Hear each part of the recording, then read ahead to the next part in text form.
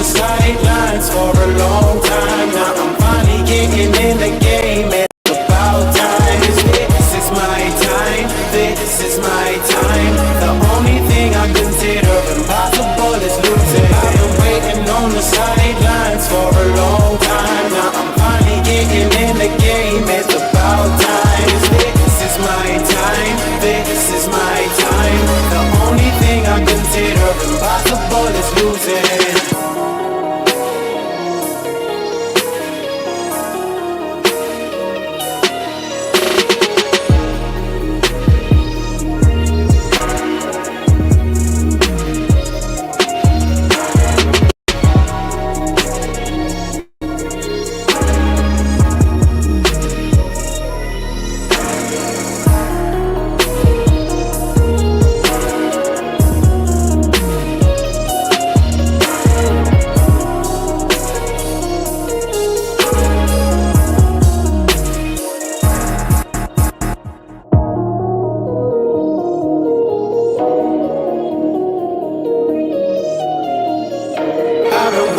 On the sidelines for a long time. Now I'm finally getting in the game. It's about time. This is my time. This is my time. The only thing I consider impossible is losing. I've been waiting on the sidelines for a long time. Now I'm finally getting in the game. It's about time. This is my time. This is my time. The only thing I consider impossible is losing.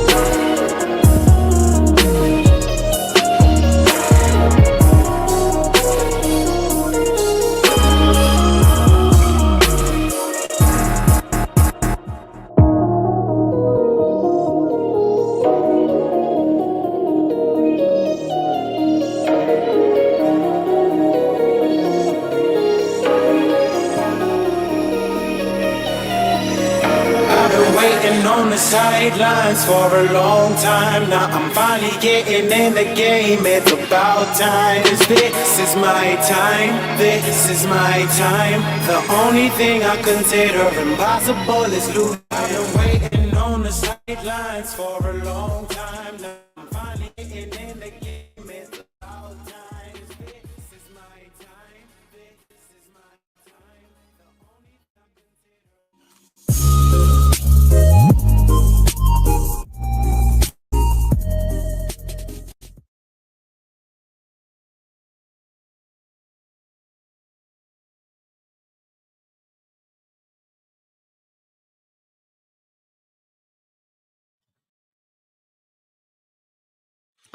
What's up, ladies and gentlemen? Welcome back to TD Fans Talk, home of the real Miami Dolphin fans. Y'all hit that like button on your way in the building.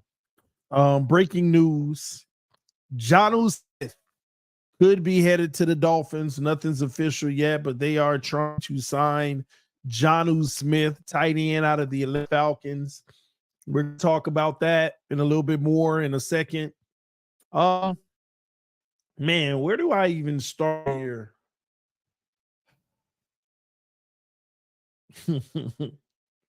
Oh my gosh. Where do I start here? Y'all let me know in the chat. Do you like this? Do you like this? Or are you gonna like this move or not? Oh, we gotta talk about it. Are you gonna like this move or not? Yes or no in the chat. Let me know in the chat, all right? Oh my gosh.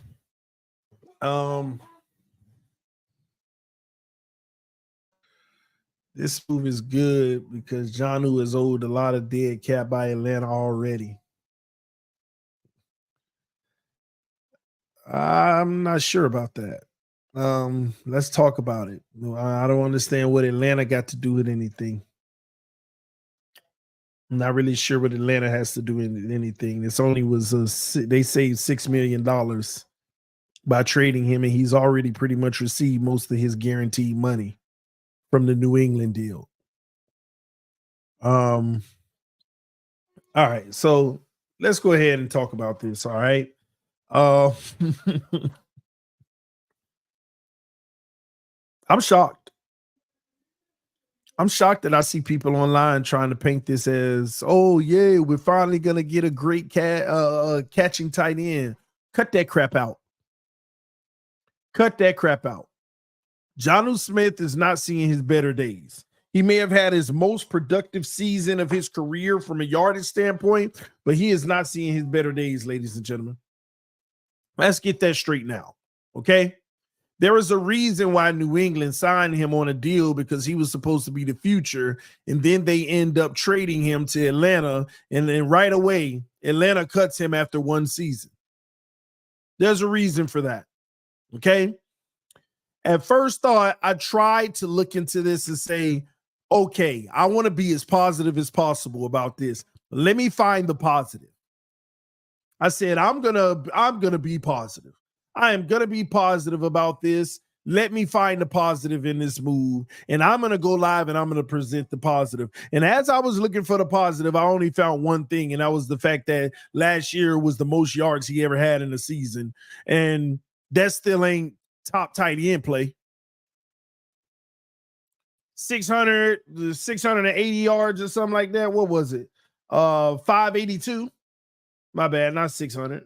So 582 yards was the most yards he ever had in his career in a season. And on top of that, let me tell you why I got a problem with it. I don't have a problem bringing Jonnu Smith in because I think that he can help.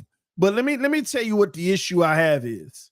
If you felt you were short of a passing tight end, then why the heck did you let Mike Gesicki go? The reason why you let Mike Gesicki go, because you don't utilize a catching tight end. This system does not utilize a pass catching tight end.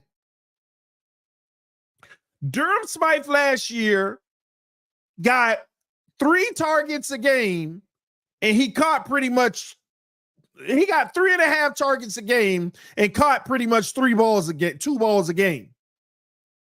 Durham Smythe, if y'all don't know this, has one of the highest completion percentages in the NFL for tight ends at almost 82%. Durham Smythe has an 82% completion percentage. Now, Jonnu Smith has a 71% completion percentage, but that put in context how good of a catcher Durham Smythe is of Tua's passes. Because Jonnu Smith's 71.4% completion percentage is actually pretty good at 2. That's good. 7 out of every 10 passes are caught. That's actually still good to me. But Durham Smythe is catching the ball at 82%. You don't get much better than that. Why don't you just expand Durham Smythe's role and have him do more? But no, the reason why you're not going to have him do more, because our offense only fits for what the tight end does. Block, catch a little pass in the flat, catch a little bootleg on the run, and sometimes up the seam. That's it. Outside of that is Tyreek and Waddle. So are we really finna invest in a tight end whose market value right now is a 2-year, $12 million deal? You're gonna pay him $5-6 million a year when you already got Durham Smythe? I'm sorry, but this is the one area that I don't feel like the Dolphins need to upgrade at the tight end position, because you don't utilize it anyway. And I'm tired of people running around here saying we need a real pass catching tight end. But when you have Mike Gesicki, who is one of the top of catching tight ends, you didn't even use him. So make it make sense. And don't tell me Atlanta got Pitts, so he played really good for a number 2 tight end, because he was wide open all the time because they were all on Pitts. He comes to Miami, he's going to be the number 1 option at tight end, and they're going to be on him. And Durham Smythe going to get his usual.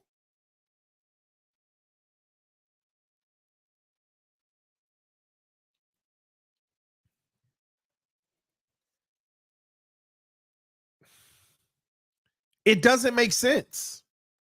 Y'all think that all of a sudden we're going to have a game plan for the tight end position? And why couldn't we do that with Mike Gesicki? Mike Gesicki done had 3 seasons where he done caught way more passes than Jonnu Smith. Why couldn't we utilize a better pass catching tight end than Mike Gesicki? Thanks, Cap for Life. That makes sense. He said Jonnu Smith is a Drew Rosenhaus client, TD. It makes sense. He's trying to get us get him in Miami at a discount, hopefully at a discount.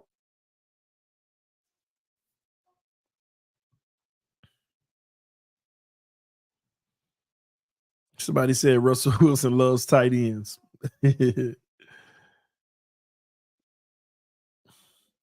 Mike Gesicki had 1 year in the offense. It's evolving. Well, guess what? Jonnu coming in on 1 year in the offense. He's coming in at 1 year in the offense. And did y'all notice Durham Smythe only had 8 incompletions all season? He was 35 for 43. Only 8 incompletions. Only 8. Literally caught 82% of his passes. Ladies and gentlemen, this is a move. They're trying to compensate for the fact that we won't have a number 3 wide receiver. They want to bring in another weapon. And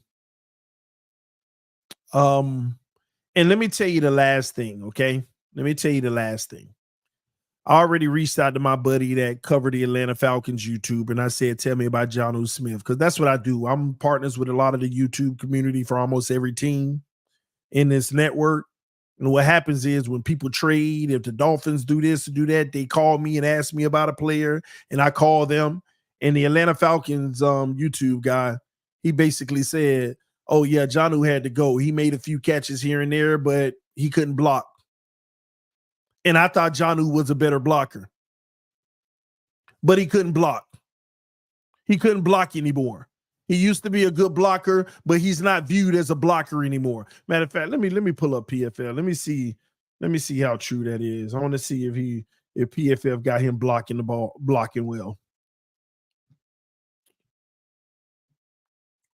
All right, Jonnu Smith, PFF.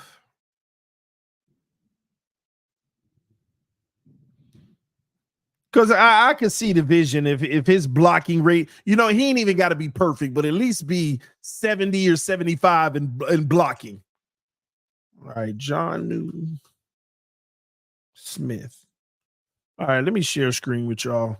We'll find out together. All right. I pray he at least give us the blocking. All right, here we go. It just came up. All right, I'm going to share my screen. All right. Let's see who you are, Jonnu. What were you for Atlanta? What's wrong with my mouse? There it is. All right, offense. Let's go to run blocking. Oh, why is it so slow? Oh, heck no. Oh, heck. Oh my God. No, man, stop. It's probably one of the worst run blocking ratings in the NFL. 43.7. Yeah, my guy know what he's talking about. He know what he's talking about. He not a blocker no more. He no longer can block well. He used to be able to block well. He can't block well no more.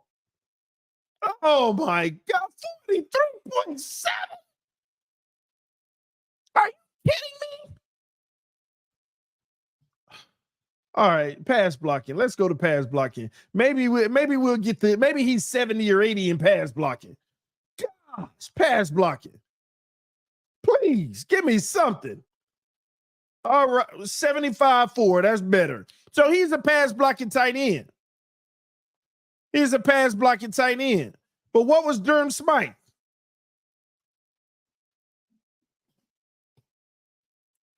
What was Durham Smythe?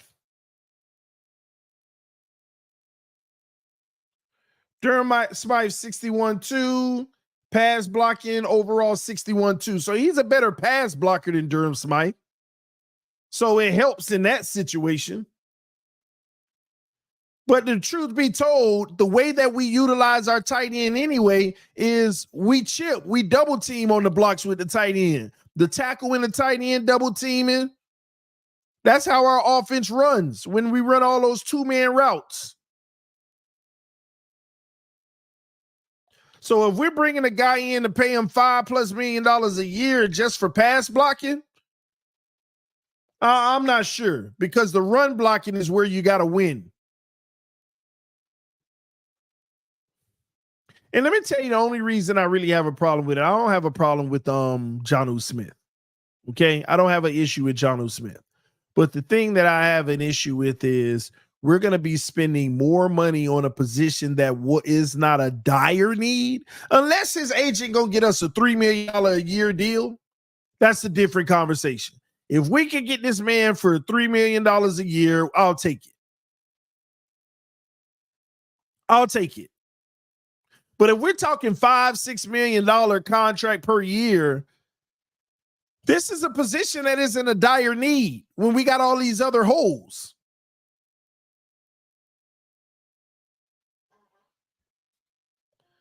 I checked Spotrac. It's dead cap of 2.5 to the other team. Why do y'all think that just because there's dead cap for a team that the player's making the money, they paid a lot of his guaranteed money on the front end in New England? What is y'all talking about? Do you know dead cap don't mean that you're paying a player that money? That's just cap. That's just going against your cap. Byron Jones was a cap hit, dead cap hit recently. We didn't send him a check. We had already paid him out. For those who don't understand the salary cap, dead cap is just for team accounting purposes. It doesn't mean you owe the player that money. Most of these players are paid up front with their bonus money, their guaranteed money. It's just a cap hit against the team. But the new team, think about it. The Broncos eating like $85 million of Russell Wilson's cap, but they still owe him money. A lot of these players, when they get cut and there's dead cap, there's still no money owed. The guarantee money may already have been paid. But the way the contract was set up, they may still owe from a contract standpoint with the NFL.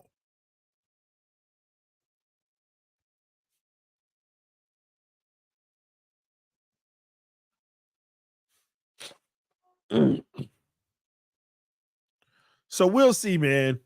I'm going to take a look at the contract details in a second, and we'll view it all to see what it's going to break down to. But right now, they say in the open market, he's worth about $5 or $6 million per year.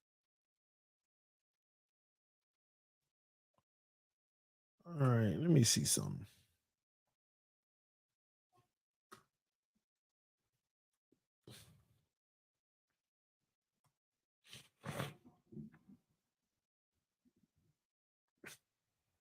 I'm pulling it up now.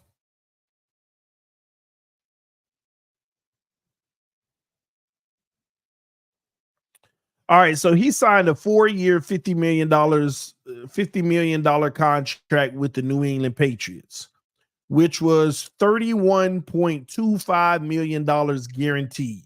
Okay. The only money that Atlanta is due, they don't owe any more base salary. The only money that they owe is $2.5 million of a signing bonus, and that'll be dead cap number. Now, that number, remember, he was already paid his signing bonus. This is what y'all don't understand how it works. Some of y'all don't understand how these contracts work, okay? So say you get a 4-year deal, right? And say, just hypothetically, say your signing bonus is $10 million. That means they may spread it out $2.5 million per year on signing bonus. But they give you the $10 million up front. They already pay you. Just from a cap standpoint, they're able to divide it out. It don't mean they still owe him money. It means they still have to eat that cap hit of the bonus money. When you get that signing bonus, it's a check that they hand to you. That's your signing bonus. Now, if they work it where they spread it out, that's on them. But a lot of players get that money up front. So if they worked it out on the back end where they owe him that money, that still has nothing to do with his new contract. That's signing bonus money, not salary money that they owe. It's just signing bonus. It has nothing to do with his new contract. So even if they owe him, that's money that they've been owed him. That ain't money that he's getting just for this year for free. No, they've been owed him that money from his contract in general. It was part of his bonus, but they have already paid all of his guaranteed annual money out. It's just signing bonus money that they owe him from when he first signed. It's not like, oh, they still owe him money from 2024 year. No, they may have just were going to pay him that in 2024, but it was not a part of his base salary. He was going to get that no matter what. That has nothing to do with his new contract with his new team. Nothing to do with the new contract with the new team. Okay? So it's not like if he signs with the Dolphins for $1 million, the Broncos have to pay for it. No, whatever he signs for, that's the money he's going to get on top of the signing bonus money that they owe him. So it has nothing to do with it. Now, if you're thinking in terms of, well, he's getting $2.5 million, he might take a discount, then that's a different conversation. That's a different conversation. But why would he do that? He don't need to sign cheaper. In the open market right now, his value is $5 to $6 million. He'd be dumb if he say, okay, I'll go somewhere for $2 million since I'm getting money. No, you want to get as much money as you possibly can. This man is about to be 29 years old. You think he gonna pass up an extra $2-3 million just because he already getting money? No. Like, where do y'all get that from? Why y'all think that these players out here ready to take discounts for any reason? No. Now, I'm with you, Dolphin highlight. If you want to look at the fact that we have no state taxes here in Florida and may want to do a cheaper deal that would have been ended up the same amount. So instead of paying him $6 million, maybe he'd do a 5.5 because he would save a 0.5 in taxes anyway.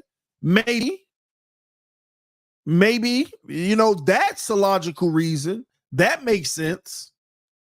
Trying to get him on $4.5 million just from tax purpose. But as far as the money he's already making, no, he ain't taking no discount because he already got money coming. These players want to get as much as they can. And again, he's about to be 29 years old before the year start. He want to get every penny he can. Because Miami's going to probably do a 2-year deal if they get him, and they're only going to guarantee 1 year of it. They might do a 2-year, $9 million deal. That'll be a team-friendly deal, by the way. And I'm just operating off of that team-friendly assumption. 2-year, $9 million deal, and they'll guarantee 5.5. It'll be 1 year guarantee with a little more to give them a little incentive to sign, just in case we move forward. So it's not a bad sign, but the problem is you don't utilize the tight end anyway. It's the Tyreek and Waddle show, and outside of that, you're going to get 3 or 4 targets a game. He's not getting more than 4 targets a game. Let's get that straight now. He's not going to get more than 4 targets a game. And that's the issue that I have paying a guy more than $4 or $5 million. If you're not going to get more than 4 targets a game, then what are you doing? You might as well just keep the Durham Smythe train moving.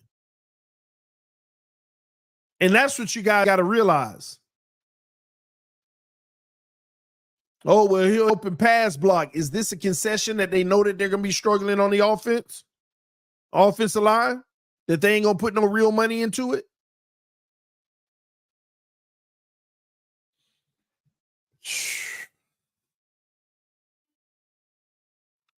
Bro, Dolphin highlight, they not going to get this man targets. You had Mike Gesicki, who was in there primarily to just catch the ball, and they wouldn't get this man targets. They are not going to get this man no targets, man. In McDaniel's system, the tight end is not a vocal point. It is not a targeted position.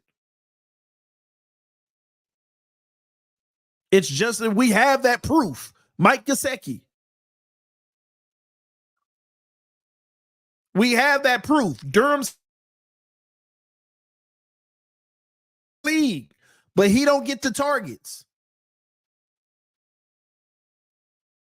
Durham Smythe literally get 2.5 targets a game, and he catches 2 balls a game. Durham Smythe got targeted 43 times. That's 2.5 targets a game. You go back to Mike Gesicki when the Mike McDaniel system when he was a Dolphin. Let me pull it up. Let me pull up Mike Gesicki. I want to see what his targets were like when he was here in Miami.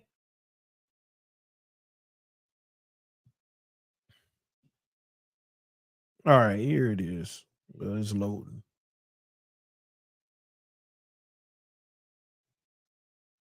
All right, in Miami, Mike Gesicki got targeted 50 times. Come on, man.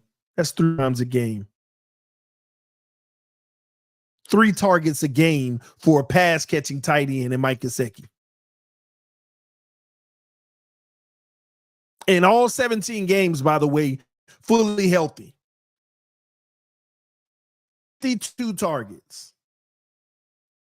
You know when you use a tight end because Flores last year, when Tua was the primary guy, 112 targets for Mike Gesicki, 800 yards pretty much. That's all the proof you need.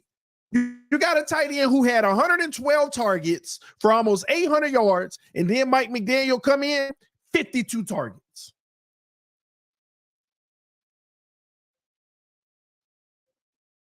And last year, Durham Smythe, 43 targets. Y'all really think Jonnu Smith come in and we gonna get a 100 target tight end? You ain't even getting 70.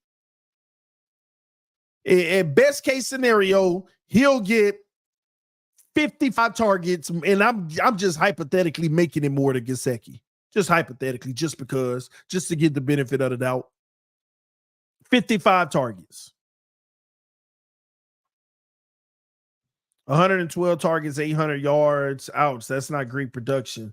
Well, it was a 65% completion percentage.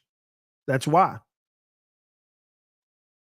65% completion percentage to Gesicki.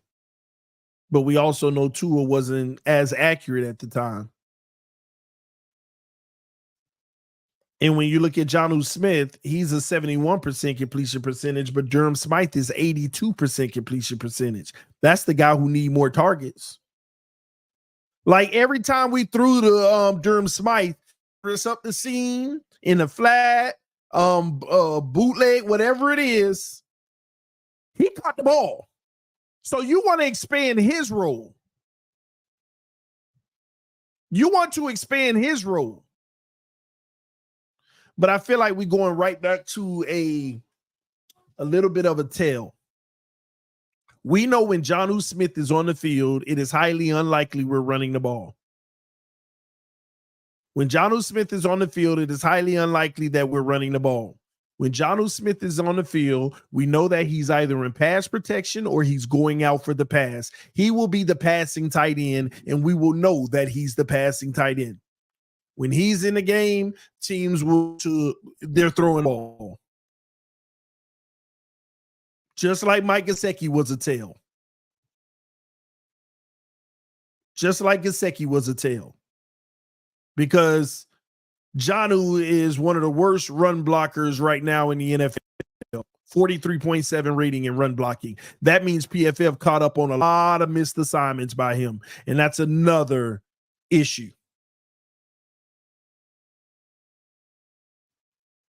Another issue. Again, I need y'all to be clear here. I don't have an issue. I just hope that we can get it at a really team friendly. I just hope a 3 is in front of the number, even if it's 3.8 million. I going into the 4s and 5s. There's too many other holes on this team that I feel like we need to take advantage of and address. But we got a tight end coming in the building right now. It just seems backward to me. Slippin' Jimmy said our O-line is about to be a lot worse, and there's nothing Greer can do about it but distract dumb fans and flashy weapons. Time will tell. Also you got to understand, even if we don't have a great O-line, what you need to realize is, first of all, we're running the ball. Second off, outside of the run, we're getting rid of the ball quick, trying to run that short game and get rid of the ball quick. And third, when we do take shots down the field, a lot of times when you look at film, you see it's a two-man route. You see it's one guy going deep, a deep cross, you see a deep crosser and a deep post on the field at the same time. And actually you see like a go seam, like you see like say Tyreek's on the outside, but he's blasting on the inside leverage of the corner, and then he's cutting up the middle of the field to go deep, and then that deep crosser coming underneath him, and at the very last minute a running back checking out of the backfield just in case. That's a pretty common threat of ours. But Jonnu won't be going out on the pass on those plays. He'll be pass blocking and max protection. So if you want to talk about our O-line not being as good, I don't think we're ever going to really have big issues with pass protection. We've been doing well because the ball gets out quick early in the game. We wear the D-line down. Then when they're worn down, we start taking shots. But even in those shots, we do max protect. We got 6 or 7 guys in protection. And 3 guys, 2 field routes and 1 in the flat. That's something we do quite often. So I'm not concerned about pass protection. I think McDaniel will scheme that up fine. What I'm concerned about is going backwards in run protection. Run assignments, run blocking. That's what I'm concerned about with this team. The entire interior O-line is gone. And Armstead on top of that, we don't know what to think about that situation. All we know right now is Austin Jackson. So, again, schematically, I don't care who we bring in. I think we'll be able to pass protect enough. I'm worried, can we maintain the run blocking that we did last year? Because we're going to need to. As a matter of fact, we're going to need to be even better, especially late down the stretch when teams play just the run. That's my concern. That's what I want to know if we're going to be able to maintain. Because if that goes away, yeah, it's a wrap. It's a wrap. It's a wrap. Tell you now, it's a wrap.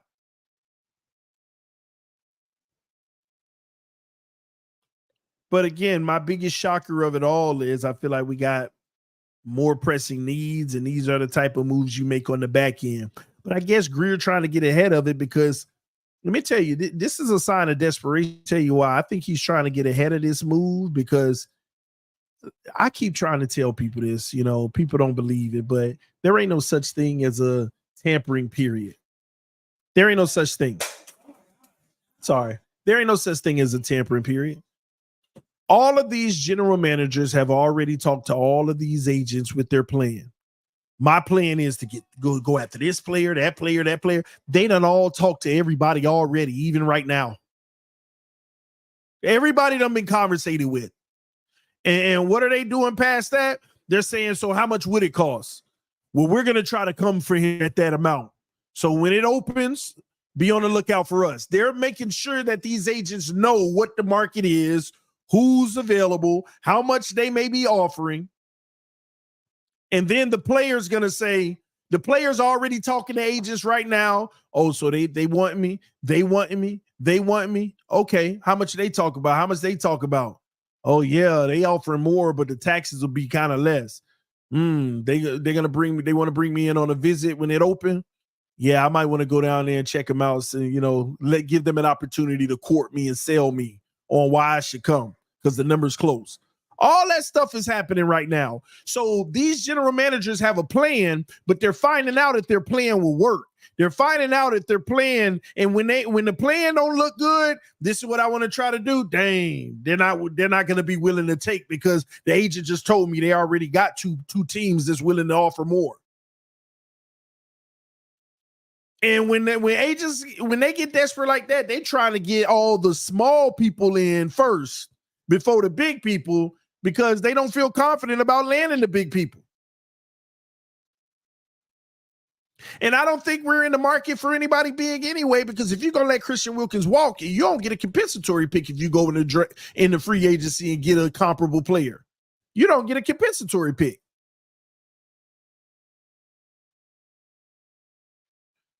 So that is a telltale sign right now. He's trying to get ahead of it, trying to bring Rosenhaus's player in and try to strike a deal. So coming in this early, I'm sure they may work something out. But just so y'all know, Chris Greer tried to restructure Jerome Baker. It wasn't working, so he cut ties. He's cleaning house now. He's coming to all these players. He tried to restructure Xavier Howard. He lowballed him into oblivion, and he said no. That's all this is, y'all. They getting lowballed into oblivion to where Greer know they gonna say no. And if they say yeah, he definitely won. But if they say no, hey, I expected you to. Because I can't afford you anyway.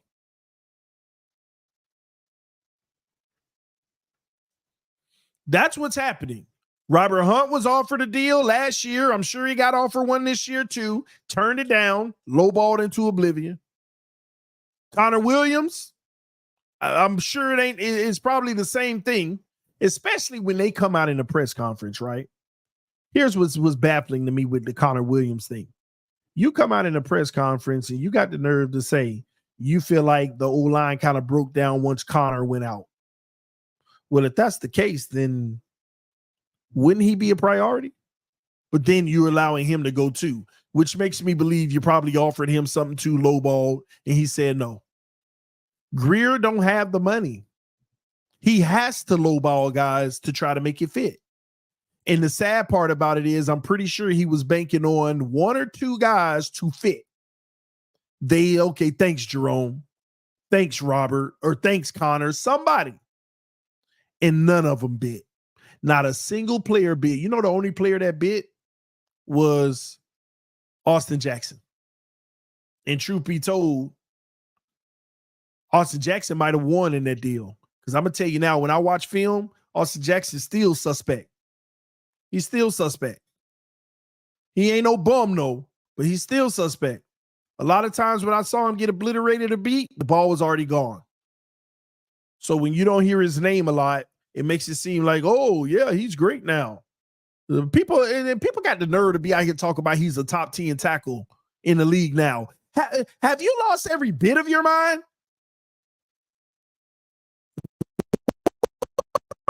What?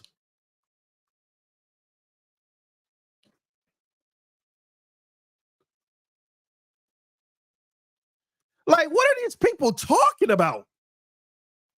Top 10 tackle in the league? Do you know if he was a top 10 tackle in the league, he'd be making over $18 million?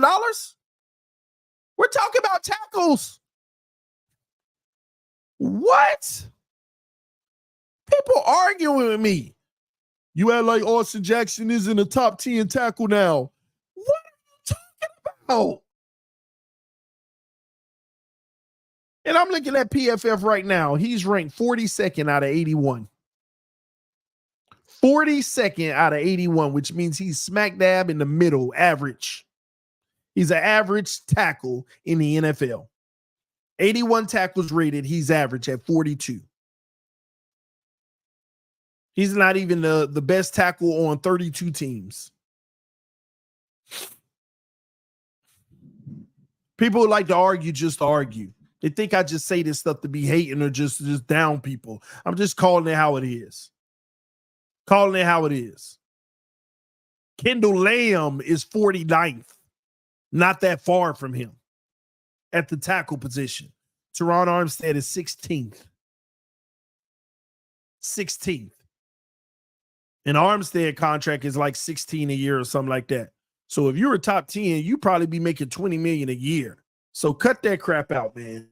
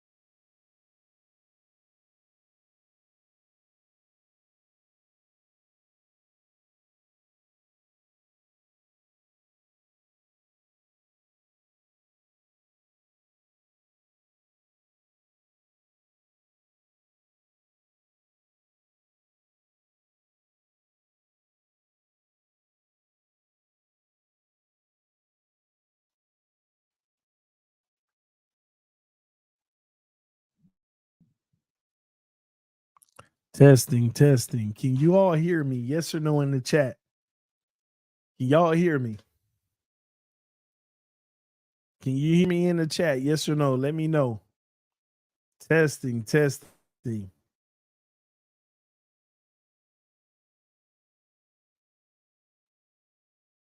Okay, y'all can hear me. Yeah, man. YouTube just put this big old thing on my screen and said, "You're spitting too much fire. We got to shut you down for a second." No, I'm just playing. It's a bad thunderstorm where I am. Went out and came back in. So my internet is rebooting. So I had to put my phone hotspot on and reconnect my computer to the internet. So right now, I'm waiting on my home internet to come back up so I can switch back over to it. But my phone internet good enough, obviously, because we live right now. It may look bad on y'all end. It might look real bad on y'all end, though. I don't know. It just depends. Let me see. Let me refresh this real quick. Somebody said this is not TD. Those eyes look different. 219 coming for me, man. Oh man. I'm good. I'm good. I hope so. All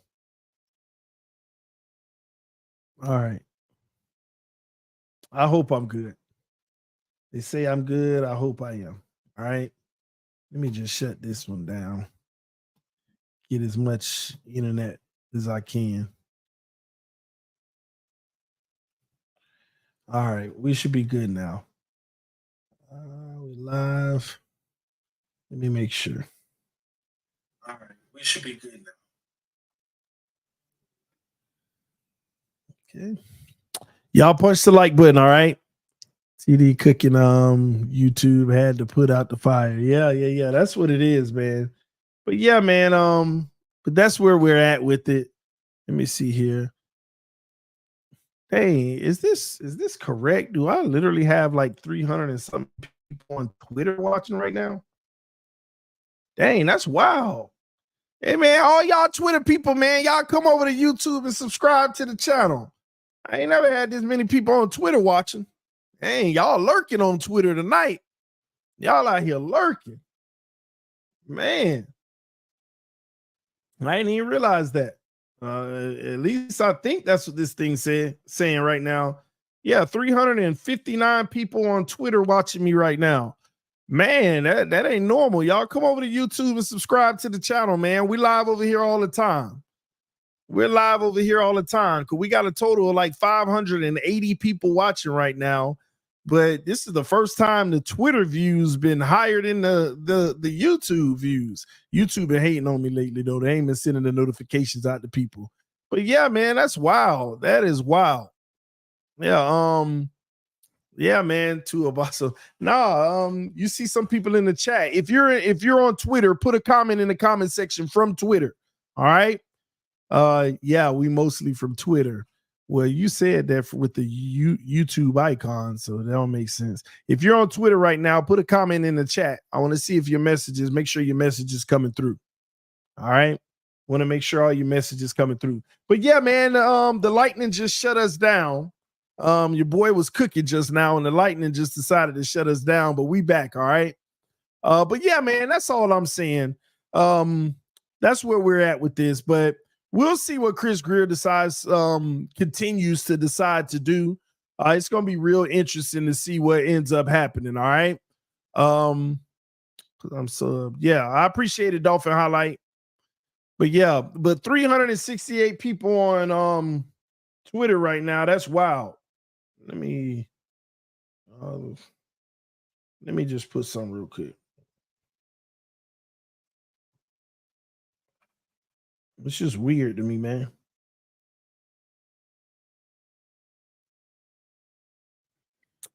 Yeah, it's crazy.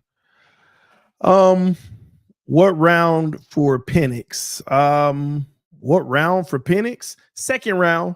I think Penix goes in the second round. Let me be clear on something about Penix too, because a lot of people have the wrong perception of what I be trying to say about Michael Penix. Okay, I'm actually not a Penix guy. I'm not that high on Penix. The reason why I've been advocating for the Miami Dolphins to go look at Penix and maybe draft Penix is because is for the simple fact that, first of all, this team needs an insurance policy for the future. First of all, I'm not going to rule out the fact that Tua might flake out this year and have a bad year. I'm not ruling that out. I don't care what y'all say. Teams are figuring this situation, our team out more and more and more. You think just the good teams knew us before and dominate us? Now the bad teams are going to start having a better shot. Okay? I also am not ruling out the potential of him getting hurt again. I'm not ruling that out. There's too much happening. And I feel like this team needs insurance. It's the smart thing to do. Go get your insurance. I'm not saying Penix needs to come in and start over him. Not at all. But bring Michael Penix in, and people need to stop lying about the comp. They are like the most comparable, and this ain't got nothing to do with being left-handed, but they both are left-handed, okay? He's one of the most accurate quarterbacks coming out. Even more accurate than some of the top guys. That's one of his strengths is his accuracy. Michael Penix. Also, he has a stronger arm. It ain't a cannon out the gym, but it's a stronger arm than Tua. He also can throw outside the numbers. His processing ain't great, just like Tua, post-snap. He is a pre-snap reader, just like Tua. But post-snap, he's not a great processor from what I see. But what I do love is his big-time throws in tight coverage. Two defenders, splitting the defenders right on the money. On the run, improvisational skills. He's not this crazy dynamic Lamar Jackson mobile guy, but he's a little more mobile than Tua. These are all facts. So when you marry that, we don't know what that's going to look like in the NFL, but give McDaniel someone just like Tua. Give McDaniel a guy just like Tua, so that if this contract situation don't work out, and I tell you, this is why Chris Greer need to make a play on the fifth-year option, put a fire under his mind, and if it don't work out, at least you can continue with Penix and go ahead and trade Tua or let him go. The goal is to win a Super Bowl, not fall in love with a quarterback like Marino and never win a Super Bowl for 20 years. No shot taken at Marino, but it's just a fact. Do you want another 20 years of Marino, or do you want to try to get a Super Bowl? And I'm not making a knock on Marino, but this is what I'm talking about. Everybody's so enamored with the quarterback when at the end of the day, aren't we all trying to win a Super Bowl? You can't just be in love with the quarterback and say, yeah, but as long as we can do it with him, man, I don't care who we do it with. I don't care if Pat White was still available and we could do it. If we could do it, we could do it. I just want to do it. I just want to do it. But I don't want to sit here and live in this world of delusion. I do not want to live in this world of delusion and think that we're going to be able to continue to afford a team that Tua needs in order for us to win. And even with the team around him, we still ain't winning anyway. But it was due to injuries, something that happens every year. At what point are you just going to build into the fact that that's going to happen? At what point are we going to concede that that's just going to happen?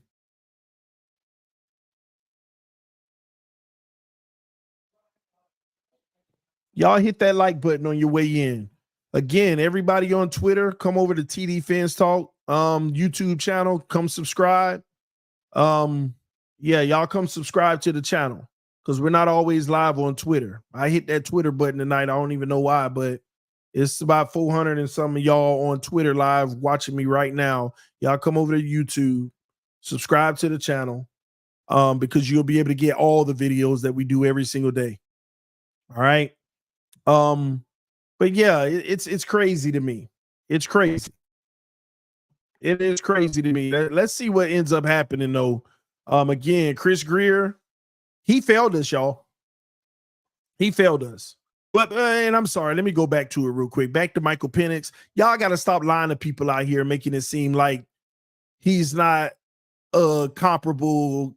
Like name the thing that Tua does better than Michael Penix. Name the thing that Tua does better than Michael Penix. The only thing Tua has up on Michael Penix is the fact that he's in the NFL and he's done it on this level.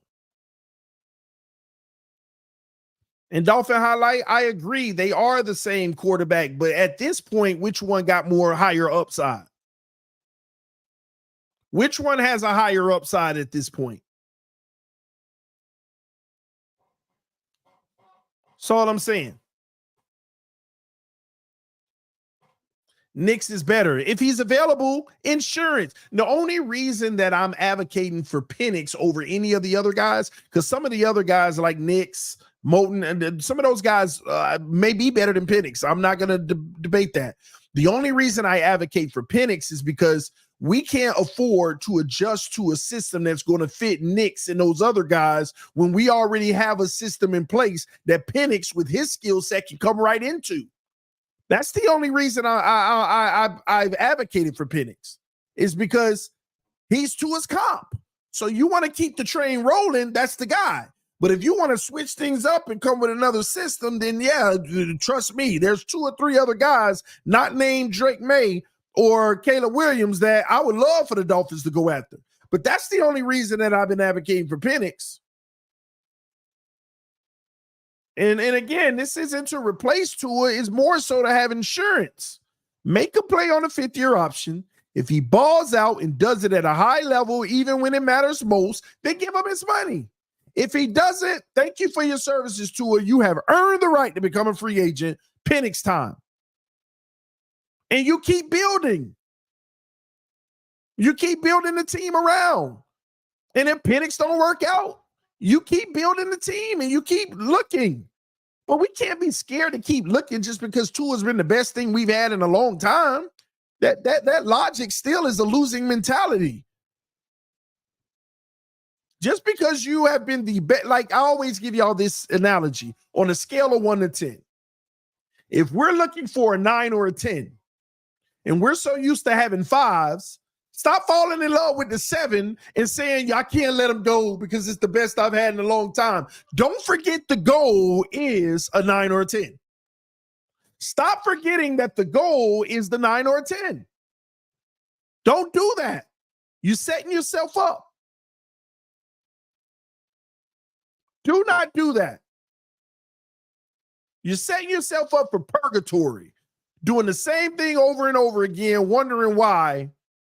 And my biggest fear right now is that we have just entered the 2005 all the way to 2019 Dolphins.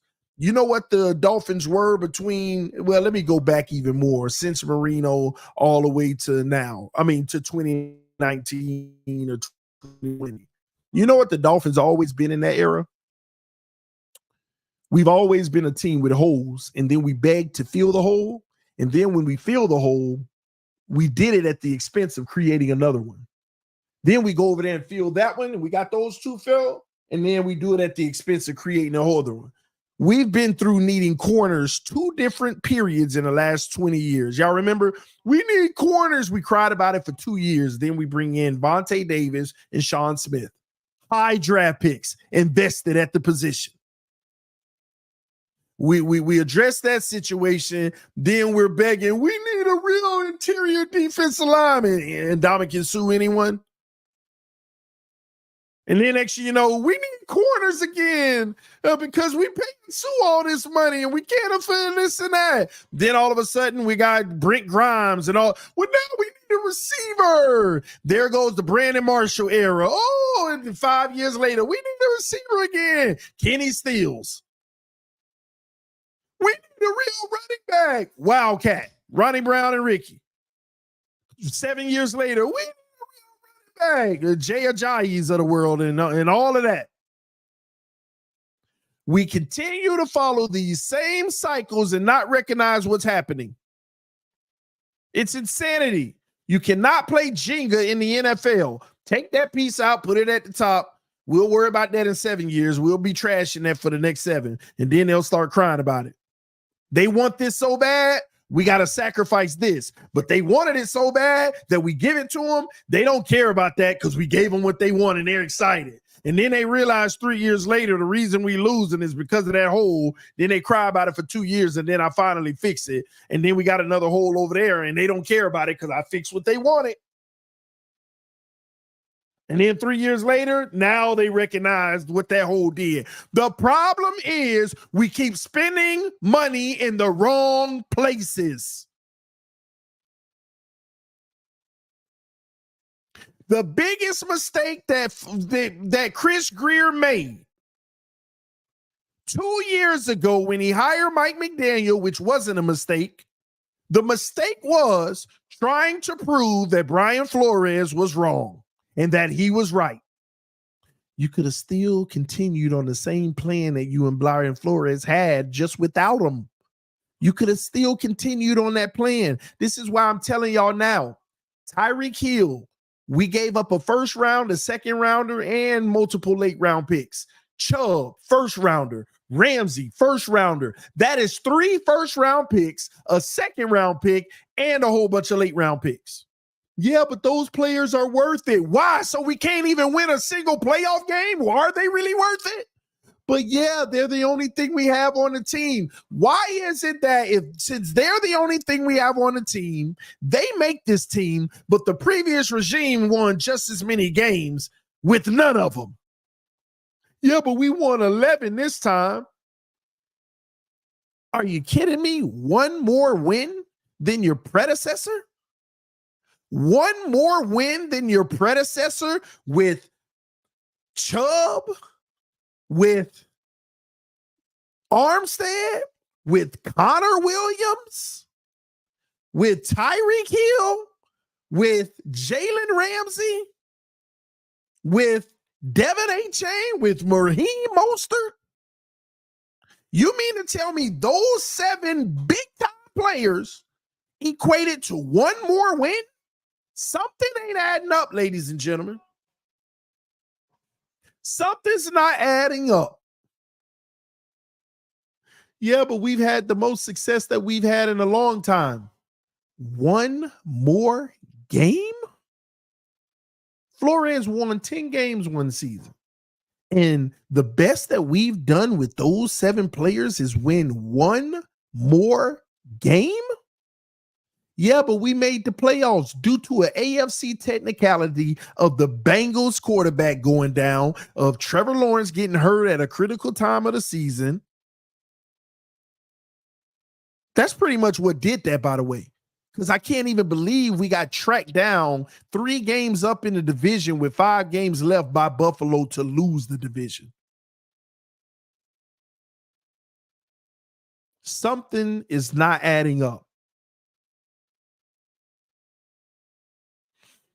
Dolphin Highlight said those teams sucked and got lucky. Well, guess what? This team sucked and got lucky to face 10 trash teams this year. Name the one team outside of the Cowboys that we beat that wasn't trash. Name the one team we beat this year outside of the Cowboys that wasn't trash. And you want to talk about lucky? This team is trash and got lucky with the lucky schedule. Lucky schedule. And I'm gonna wait. I'm gonna wait another 30 seconds to hear the trash team we beat. I mean, the good team we beat. Name the one good team we beat that wasn't trash this year. And you want to talk about Flores teams got lucky? Yeah, you done lost your mind if you don't think we were lucky. I'm still waiting.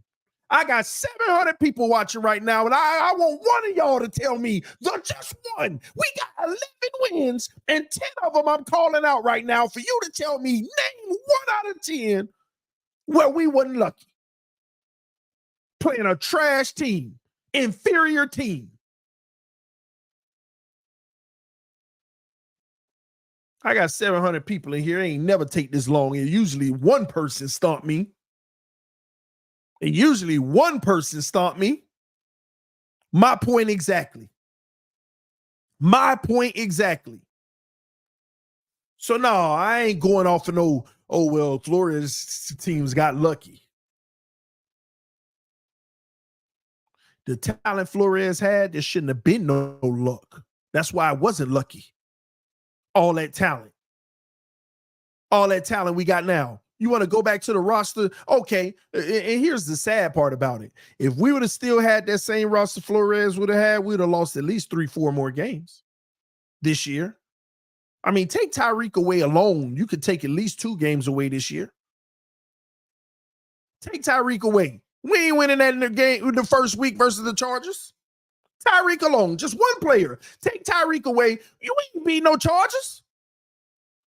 We ain't beat no Chargers. I'll do you one better. Take Tyreek away, and we probably would have split with New England. Because believe it or not, they always played us real tough for 3 quarters. And we got that one player, something that separated us in the 4th quarter, both games. And these are all facts. This ain't my emotions, my feelings. These are all facts right now.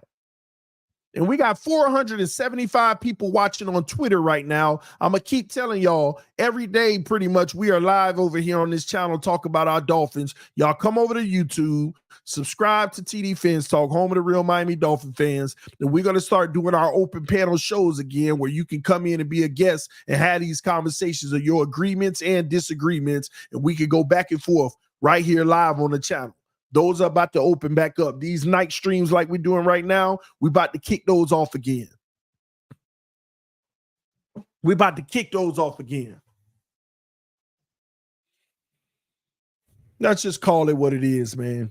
I'm just looking out for the long-term future of the team, and that's what my message talks about. Not lovey boy on a single player. I'm not going to fall in love with no single player on this team. I want a Super Bowl, and what's going to be best for this organization is all that matters to me. And you know what? The sad part of it is I got to be the one that get crucified on a regular basis just for calling this stuff out. But then we look up a year, 2 or 3 years later, and it all turns out, dang, he was right. He was right. And I ain't trying to be right. I don't care about being right. I just want to win. I'd rather be wrong and win than be right and lose. And I'm tired of being right and losing right now.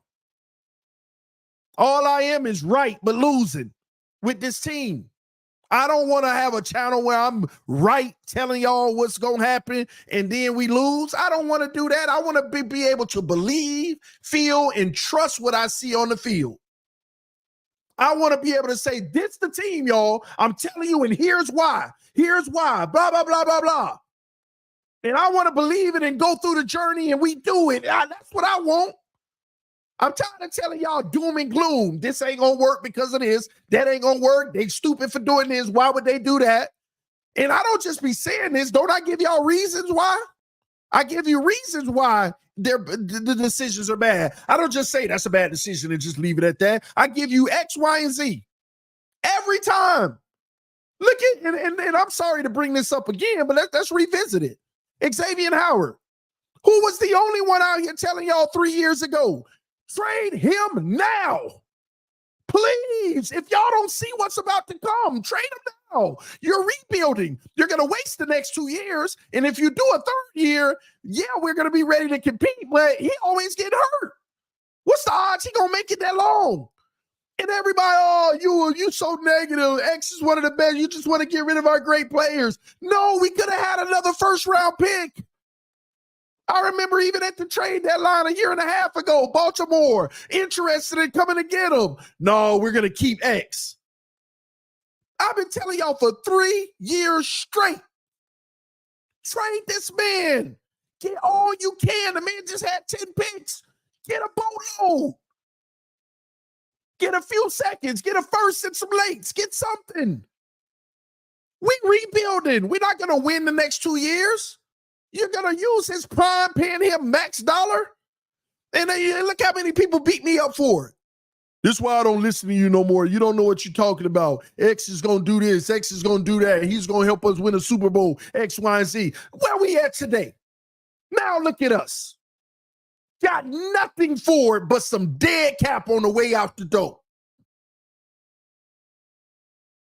We got nothing for Xavier Howard but some dead cap. I don't say this stuff to be negative about these players. I'm just telling you what's best for the team. And I'm sorry I'm getting emotional and I'm yelling right now because I'm tired of losing. I want to win. I know the feeling of when a general manager puts a team together and you believe in it and they go out and execute it. Why do I know that feeling? Because I followed the 2008 Boston Celtics. I was a Kevin Garnett fan. When they brought him in, I said, that's interesting. Ray Allen too? Man, they bringing in the shooters? Posey, they've got all this. Man, I see this vision coming together. I believe this. I think they might do it in year one and watch every game. You talk about one of the most exciting seasons as a sports fan for me. And you saw it come to fruition. And I remember in the finals, the commentator that's famous for going bang. I remember sitting there watching, and every three that went up, bang. It was just, and they won the chip, and I was like, I saw it, and I knew it. I saw it with the vision. That's all I'm waiting on with the Dolphins, to see the vision ahead of time and believe in it. But there has to be evidential things set in front of you to believe in. And they keep making decisions that, why are we blindly believe in everything? Now everybody talking about Cam Smith going to be better than X. There is zero evidence to prove that. I hope he does, but there is zero evidence to be saying that crap right now. Channing Tindall coming out party. The man have been on the bench for 2 years with 2 different coaches. And we out here with this same delusional hope. And Chris Greer got us in this situation. That's why I say you need to go get a quarterback. And not to replace Tua, but have insurance. I'm tired of not having insurance because guess what? We just got caught. This brings me back to a side topic. It's like something that's prevalent, and I don't know why, and this ain't about race or nothing like that, but something that is prevalent in my community, African-American community, at least in my family and other families that are close to my family that I'm used to seeing. It's kind of crazy. It's like when we lose a loved one, everybody get together asking for money because they didn't have no insurance. Everybody putting money together to have a proper burial or something like that. That's what I'm used to. As growing up, I'm used to everybody, hey, we didn't have this. Can we all get together? I'm just saying, from a personal experience, this is something that I'm used to. This is something I'm used to in my community. And I'm looking at this football team right now. None of y'all can make excuses for Chris Greer. Because tell me where the insurance was for a defensive tackle. Where was the insurance for a nose tackle? We don't have a replacement for Raekwon Davis nor Christian Wilkins right now. And you're going to sign a defensive tackle today that ain't even played football last year. I don't care if he's just a camp body. Then tell me, where is the replacement at the defensive tackle position? This is a first-round pick, number 13 overall in Christian Wilkins. That's the type of guy that you want to be a dog in this league and you want to have here for 20 years to go into the ring of freaking honor and be a Dolphin great, and you didn't even have an insurance plan from the failure of not being able to keep him. You couldn't even draft somebody to sit behind him to take over for him when you knew you weren't going to be able to afford him. So when I hear Chris Greer say Christian Wilkins bet on himself and he won, what that means, ladies and gentlemen, is that Chris Greer lost. It's time to count his losses because he's losing more than he's winning. And stop counting his wins as free agents that he's sitting here, trades that he giving up big draft capital to get. It ain't hard for a general manager to give up the house to bring in a player and overpay him. Any general manager in the NFL could have called the Chiefs and said, I'm going to give you a first rounder, a second rounder, and multiple late round picks for Tyreek Hill. Any general manager in the NFL could have paid him $30 million a year. Any one of them. That ain't nothing special. Any general manager in the NFL could have gave up a first-round pick to go get Bradley Chubb because Denver didn't covet him anymore. Jalen Ramsey won it out. That was a no-brainer. First-round pick. Any general manager in the NFL could have done that. But we praise him for the things that are easily done. He failing us. And right now I'm calling for him to make this right. How do you make it right? I understand that you're already in a tough position and it's going to be hard to make it right. But there's one position you better make sure we got insurance for. It better be the quarterback position.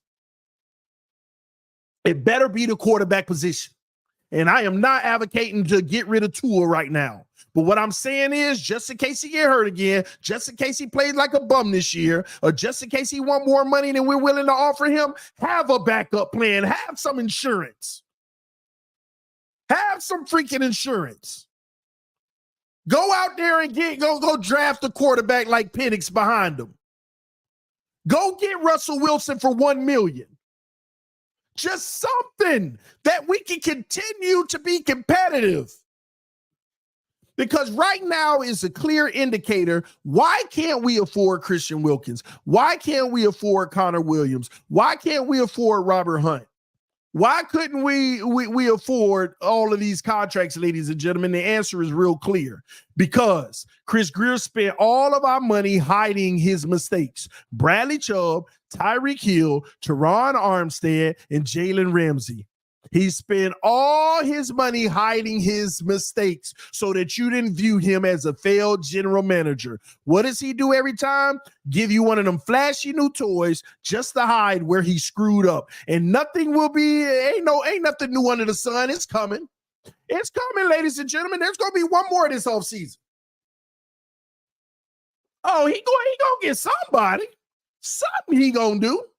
But what you can count on him not doing is the right thing. And I'm sorry. I used to admire Chris Greer and his general manager, the way that he decided to scrap it all with Flores and everything. I loved it. That started a fresh new vision. But then I went from loving everything about him to only admiring his ability to survive. And what do I mean by that? Every time it looked like he failing, he go get you a shiny toy to make you forget about the mistakes he made. Here we are talking to Jonnu Smith when you done failed on every tight end on this roster just about. You failed on the Gesicki situation. You didn't want to franchise tag him, but did anyway and didn't even use him. You brought in Hunter Long to replace him and didn't even, another failure, traded him off. Part of the Ramsey deal, by the way. Shiny new toy to make you forget. And that ain't even another tight end. We drafted one this year. And then on top of that, you look at the linebacking core. Continuously failing. Keep on trying to bring in these preseason MVPs. Not really investing real money, man. We had Roquan Smith. Did you see what the Baltimore Ravens got for Roquan Smith? What they gave up? Like, come on. I'm taking Roquan Smith over Bradley Chubb any day of the week because that's the biggest hole on this team. At least we had Van Ginkel who could have manned it out there. And you sticking around with Jerome Baker. And now you moving on from Jerome Baker and what is supposed to be the Channing Tindall show now, who 2 defensive coordinators didn't even trust. Shout out to my brother G Firm. Said, what they do, my brother. Love you, bro. No, man, I'm just venting, man. I'm just getting it off, man, because I'm tired of this losing. I'm trying to win. We got 547 people on Twitter right now watching this live stream. Y'all come through on YouTube and subscribe to the YouTube channel. I ain't always live on Twitter. This is a rarity. But yeah, man. Roquan making like $25 million per though. Man, do you see what they gave up? Let me hold on. Let me pull this up. Hold on. Let me because listen, man, I know a lot about this league and I study this league. When people just throw out numbers like that, no, that ain't what my memory serves. My memory serves that he making $20 million a year. Let me look that up. He ain't making no freaking 25. It ain't much you can get past me. I study this. I do this for a living now. God has blessed me to do this for a living. My point exactly. 5-year, $100 million contract. He making the same money Bradley Chubb making. You want to ask me which player more valuable? It ain't even close in my opinion. You want to know which player more valuable? Roquan Smith would have been 10 times more valuable for this team right here. And the sad part about it is, it don't matter who you have at the middle linebacker position now, especially when you ain't even got no interior defensive lineman, no Christian Wilkins anymore. You ain't got no Christian Wilkins anymore, so it don't even matter. Same thing. Let me make sure though. Roquan $20 million a year. Let me make sure Bradley Chubb $20 million a year.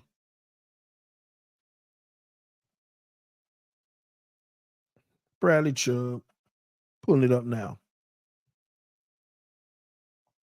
All right, delete it on me. All right.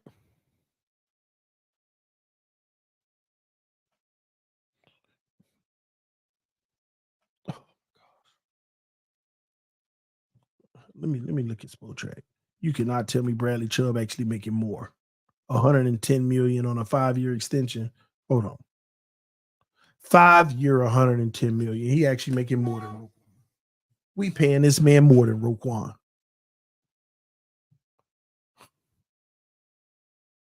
We paying him more than Roquan. You can't make this stuff up, ladies and gentlemen. I don't know. If you know football, if you ask anybody who know football, you taking Roquan over Bradley Chubb. I don't care what y'all think. Bradley Chubb's production is hit and miss. He made a few plays here and there against some good teams, here and there, and play well against the bad teams. The problem we have as Dolphin fans, some of these players play so well against the bums that you'll remember that, like literally, a guy can have 3 sacks against the Panthers and then don't do nothing for the next 2 games. But overall, he having a great season because you remember rooting so hard in that game for him. We don't never look at the overall picture. And now he done had his second ACL.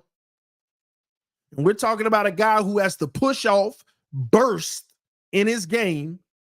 We don't know what he gonna be. That's another thing. This is what baffles me. This whole situation with Bradley Chubb and Jalen Phillips, I'm going to be honest with y'all. We don't know what to expect. First of all, they may not even be ready for the regular season. A lot of people have said they might be back, early mid-season. Like, week 5-ish or something like that. I know some of them going to rush back and be like, he's ready for training camp. Great news. Yeah. But you don't even know what version of these guys you're going to have after this injury. People just automatically think when these guys recover from these injuries, they pick up where they left off. Not everybody does. Not everybody does. Man, it's just so many issues on this roster right now. So many things that you can't, from a solid standpoint, count on. So many. And then you add all the holes on top of it. All of these holes we have, they're wild cards. We drafted the center in the first round. Yay! We don't know what that man going to be when he line it up in the NFL. I have no clue.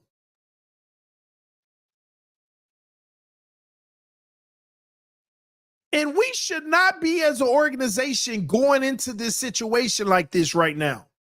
We should not be in a position where we're going into this situation where we're dealing with a whole bunch of, we don't know.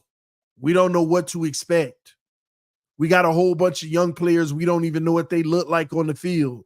We don't know what to expect from Cam Smith. We don't know what to expect from Channing Tindall. We don't know what to expect from the strong safety. The free safety that we're going to bring, the strong safety we're going to bring in. We don't know what to expect from the new defensive tackle. We don't know what to expect from the new nose tackle. We don't know what to expect from the new center, the new right guard, the new left guard. All of these things that I'm naming, all it takes is 2 or 3 of them to struggle when we notice it. Oh my gosh, we need help on that side. We need to bring somebody in. We're right back in the crap, man. All right, enough complaining. Let me tell you the solution. And a lot of people ain't gonna like it. They never do like it. Here's the solution. Here's the freaking solution. Give me a second. Pull this up real quick. All right, cool. We got that done. Here's the solution. Think about nothing but the future. Stop thinking about winning a Super Bowl now. That's what you did last year. It failed miserably. You didn't even win a division nor a playoff game. Every goal you had failed. Just so y'all know, ladies and gentlemen, every goal we had failed. The goal for the Miami Dolphins were to win the division and win their first playoff game. Failed. FF. Okay? Stop thinking about the now, because if you keep thinking about the now, it's going to be even more miserable of a fail. Okay? Think about 2, 3, and 4 years from now winning a Super Bowl.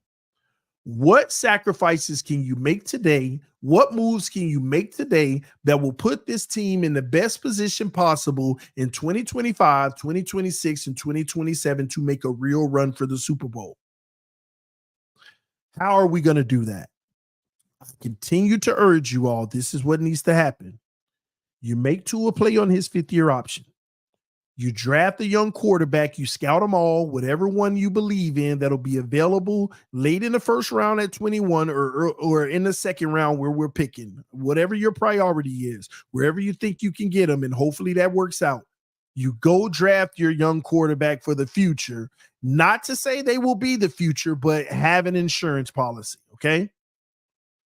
Another thing that may be smart to do, take the 21st pick, trade down to like 28 or get of early as possible second round pick, then get your quarterback, and now you got another second round pick where you can pick 2 more players.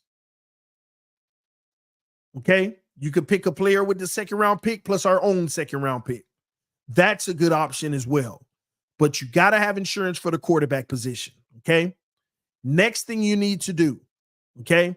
If I were the Miami Dolphins in those 2 second-round picks, if your scouting department feels that they can find a left tackle, a really solid left tackle that can develop into a starter, you got to go get him in the second round.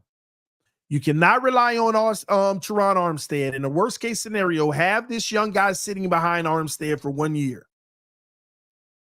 But Armstead is done after this year. And truth be told, he might come back within the next few days and say he's retiring. I think he ain't going to pass up to $14 million, but you can't rule it out.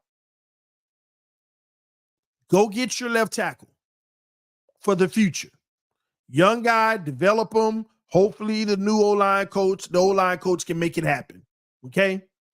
With that other second round pick, that's where I'm going to invest.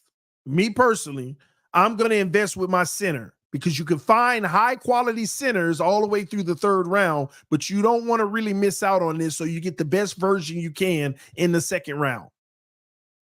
All right? That's what I'm doing in that situation. Next thing I'm going to do, I am going to try my very best to leverage a second round pick for next year to pick up multiple picks, like a 3rd and a 4th this year. When I get my 3rd and 4th round pick this year, I am going to try to get me another running back, because Raheem Mostert is done after this year. I am still going to try to stay ahead of the game in the running back position. And then with my other 3rd round or 4th round pick, I am going to try to find the next Robert Hunt at the guard position. I'm not worried about the 2nd round pick next year, because we're going to get that back. We're going to get that back.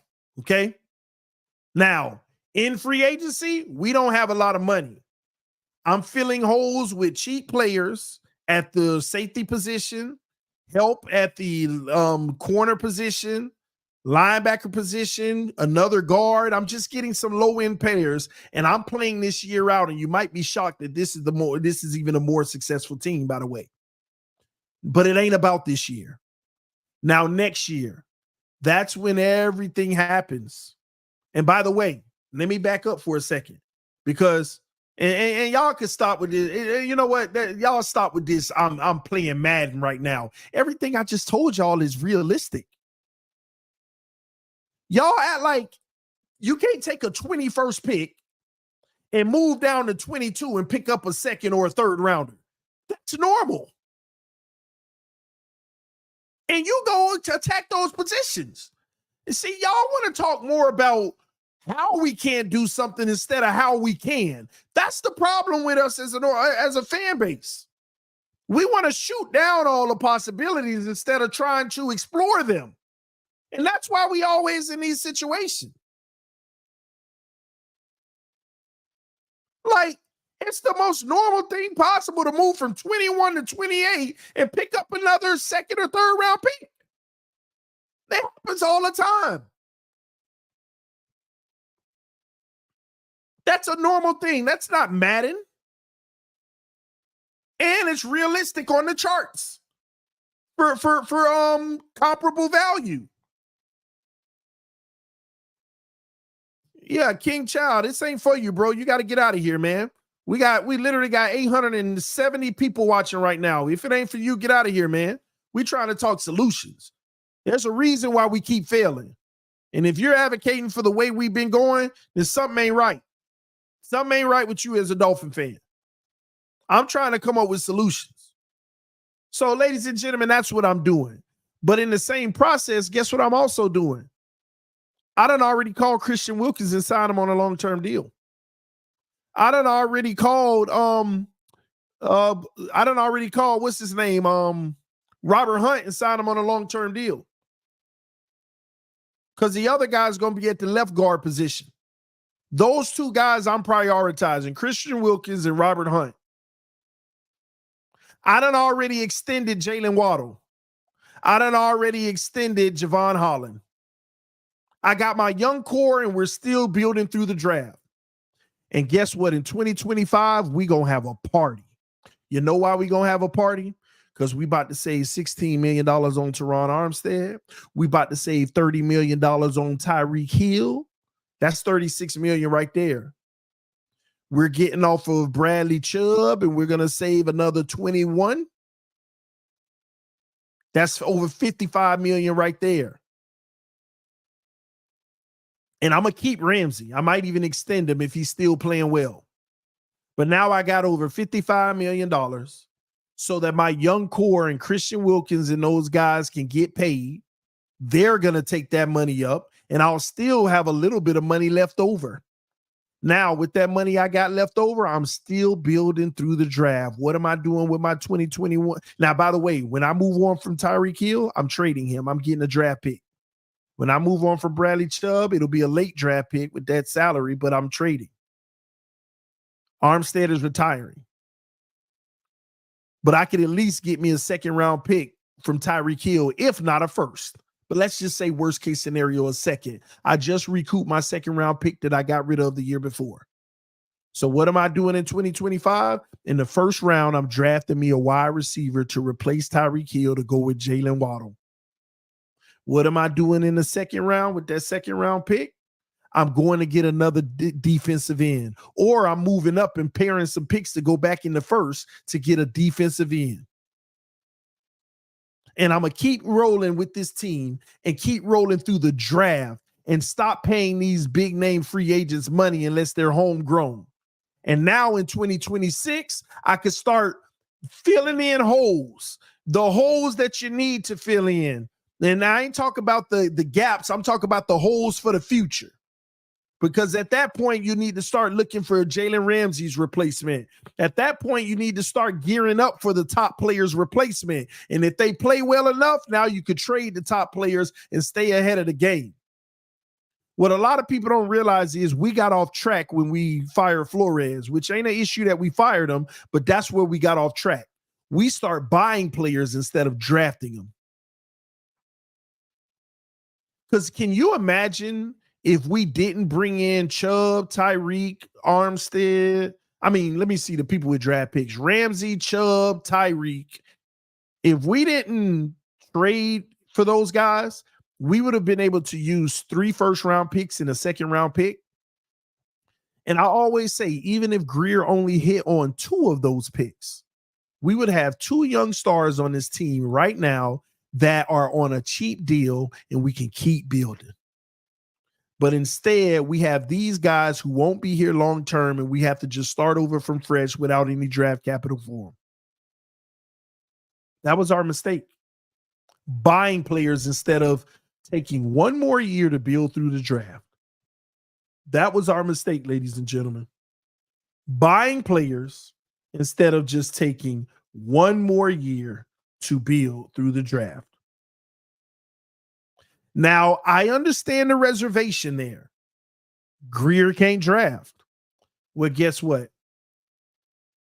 Then we would point at Stephen Ross. We need a general manager that can draft. Because tell me, when has Greer had any accountability? Can you show me the moment Greer has been held accountable for anything? Or even been considered to be on the hot seat? Why is that? Because he still keeps the fan base happy, blinding you with the big trade for a player that's easy to get because you gave up more draft capital than you should have and you paid him more money than you should have. But the fans don't care. We just say, oh, we got this person. It's so amazing how we always get big time players and then it amounts to nothing. Y'all remember the Ndamukong Suh project? That was supposed to be the game changer, the world difference. What did it ever amount to? And you mean to tell me the Miami Dolphins just had the best roster that they've probably had in forever? When the last time the Miami Dolphins had a roster better than the one we just had? Y'all let me know in the chat. Y'all put in the chat right now, when is the last time the Miami Dolphins had a roster as good as the one that we had last year? Put it in the chat. This is going to be interesting. I want to see this answer. I want to see the answer. When is the last time the Miami Dolphins had a roster as good as the one that we just had? I'm going to tell you now, it wasn't even at the end of Marino's career. It wasn't even in the late 90s. We might be going back 30 years.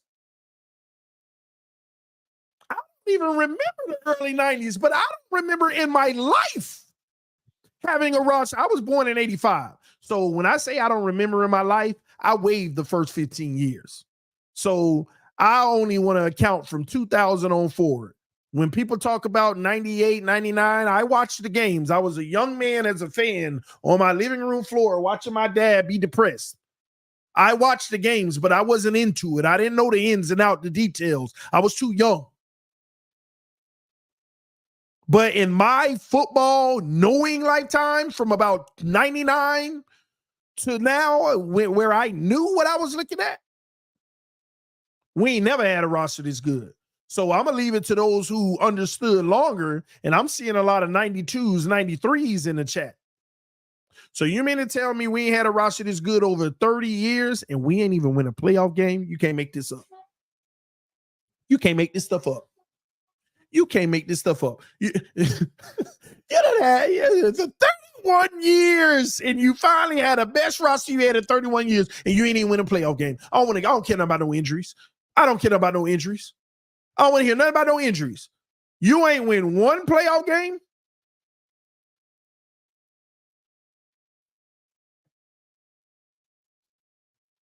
And here's what kills me about this injury narrative.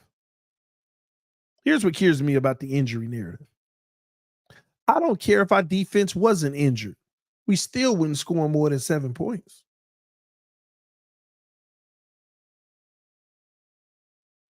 What? Even if our defense would have held them to 10, we still wouldn't score more than 7.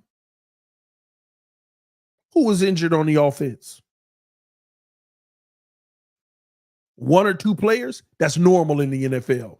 Matter of fact, almost every playoff team in the NFL had at least 2 or 3 starters that wasn't on the field in the playoffs, just from the rigors of the regular season. But regardless, we still wouldn't score more than 7 points or 10 points or whatever. So even if we would have relied on our defense scoring points. Yeah. Our offense flaked out on us. Our offense flaked out on us in the playoffs. Man, screw the playoffs. Late in the season. This was a regular season issue too. Straight up flaked out on us. You want to know why they flaked out on us? Because the actual good teams in the NFL, they run game plan specific schemes against other good teams to take away your strengths. The good teams know all you need to do is not react to the motion. Number one, stop reacting to the motion. And film tells you this, ladies and gentlemen. The good teams no longer care about the motion. They just shift over. They're not scrambling to get over there and chase a guy. They just shifting over. They're leaving one guy shallow, one guy intermediate, and one guy bailing deep. That takes away everything we're trying to do. And on rare occasions, we get a little 22-yard pass because they switched up the defense to try something else just to play chess. And we caught them. But outside of that, in the normal base man press coverage, cover 2, Tampa 2, cover 4, these coverages in this scheme, they're disasters for our passing game. And then on top of that, now teams know Tyreek Hill, all you got to do is bully him. Don't miss, though, because he'll burn you. But just get in there and get grimy and physical. Fight him at the line of scrimmage. And you ain't got to worry about him. That's what they did. They fought Tyreek Hill at the line of scrimmage, and they ain't had to worry about him. And we're talking about the Chiefs right now. And where you think Tua's first read looked to 60% or 70% of the time. That's why he's not as productive in those against those good teams. Take away that first read with Tyreek. Now he start patting the ball. Now the pass rush is relevant because all them bum teams gave 10-yard cushion, cover 2, empty middle of the field. He ain't had to pat the ball. He could just stare at Tyreek. All right, there you go. All right, there you go. All right, there you go. And even if the offensive line got beat, the ball already gone. Hey, what's up, man? But the good teams know, just take away Tyreek. Let Waddle eat. Let Waddle eat all he wants.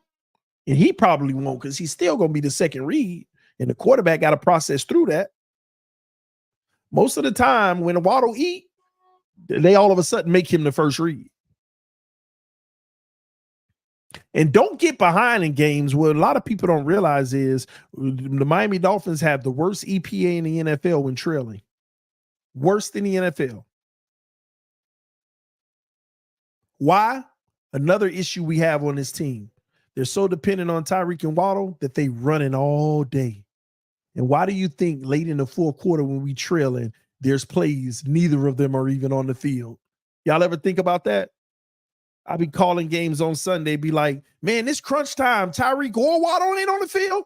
They over there catching their breath for the next play or the next two plays. That ain't balance. That ain't offense. That's stressing an issue. That's pushing an issue. That's no. And then that's when defenses just settle in and say, yeah, we know what's coming. We know what's going on. We got to be better. And the problem is, this is the best I think we can do because we have to stay into the parameters of what our quarterback can do well. Because you don't want to bring him outside of what he can't do well because things can get real ugly and he could start to not look like the quarterback that we all want him to be. And that is non-negotiable. Therefore, we got to maintain what we're already doing. That's why, if you notice, in those games we're getting obliterated, we don't make no changes. Oh, McDaniel needs to make changes.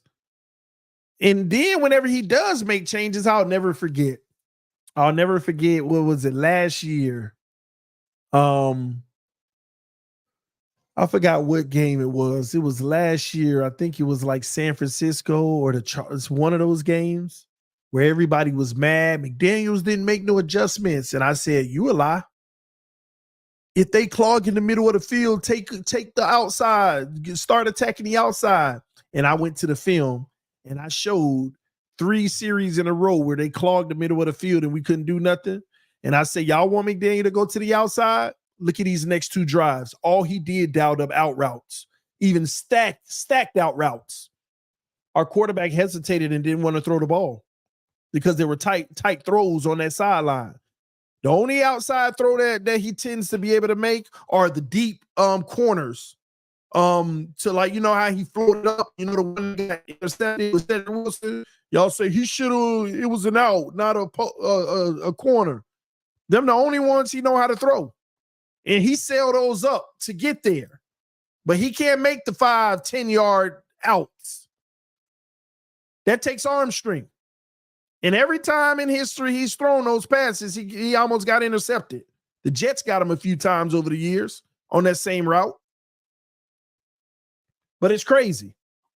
But again, we got 940 people watching right now, 700 on Twitter. So y'all come over to YouTube. Make sure you subscribe to the normal broadcast on YouTube, all right? If you're watching on Twitter right now, which is crazy, we got like 700 people watching on Twitter. Yeah, so y'all come over to YouTube and make sure you subscribe to the main channel, all right? We want to make sure that you get all the content that we have over here on the channel. But I'm excited because we're going to start doing the night shows as well, where we're taking callers on like Tuesdays and Thursdays. Not tonight, but going forward. Yeah, man, 700 people watching on Twitter right now. It's like 943 people watching total right now on the channel. And it's only like 240 something on YouTube right now, which is crazy though, because YouTube usually 600-700, but YouTube be tripping. They ain't even sending my notifications out, man. They do this to me every off season. I have no idea why. No idea why. Had to retweet the show. Had to retweet the show on Twitter. Yeah, that's what's up, man.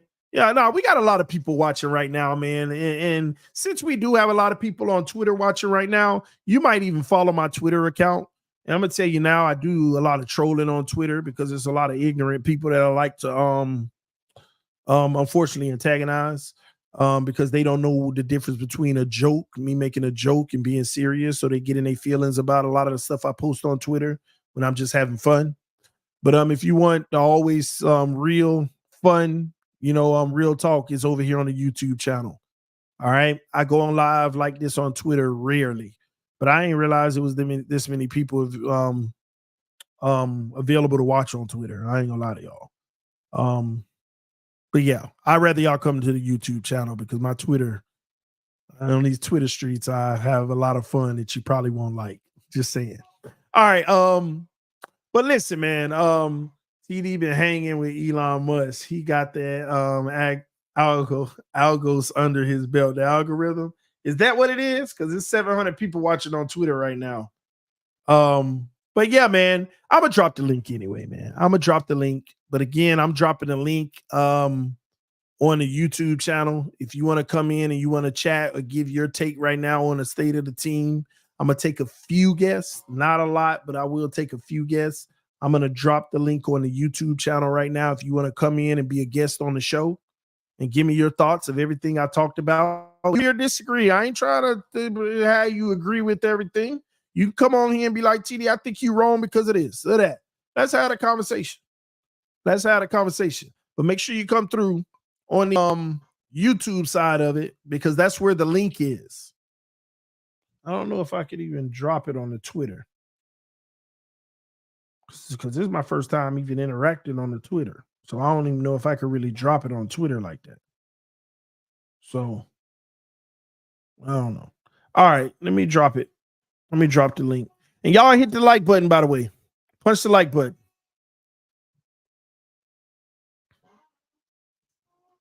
All right, there it is.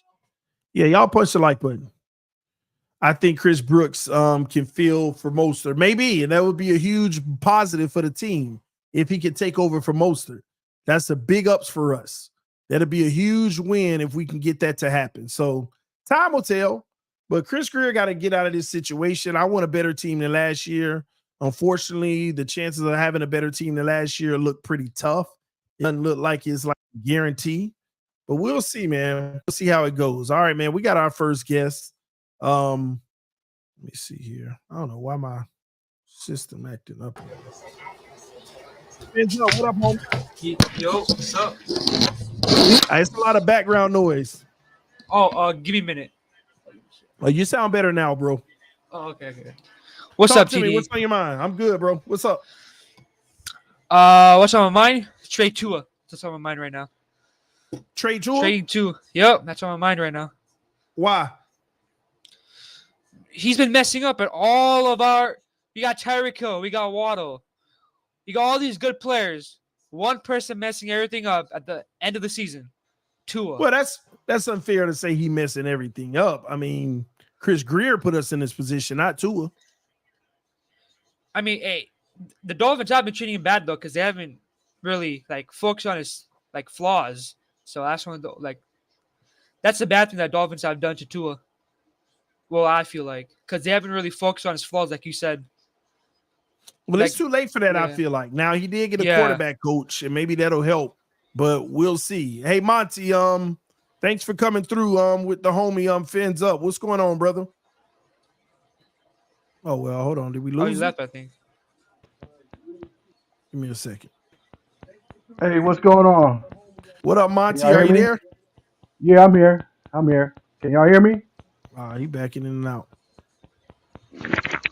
Yeah, we can hear you. Can you hear me? Yeah, we hear Monty. What's up, homie? Yeah, man. I would disagree with Fins Up on Tua's messing up. I think the bigger picture with Tua is he seemed like he somewhat regressed in the latter part of the season. That's one of the concerns that I had in the beginning of the season. Because when he plays against the guy is 1-6 against teams that are 500 and above. That's concerning. The guy's thrown for what 7 touchdowns or 4 touchdowns in the last, for the last few games. So I'm just like, the kid is I don't know. I don't think he's the guy. I really don't.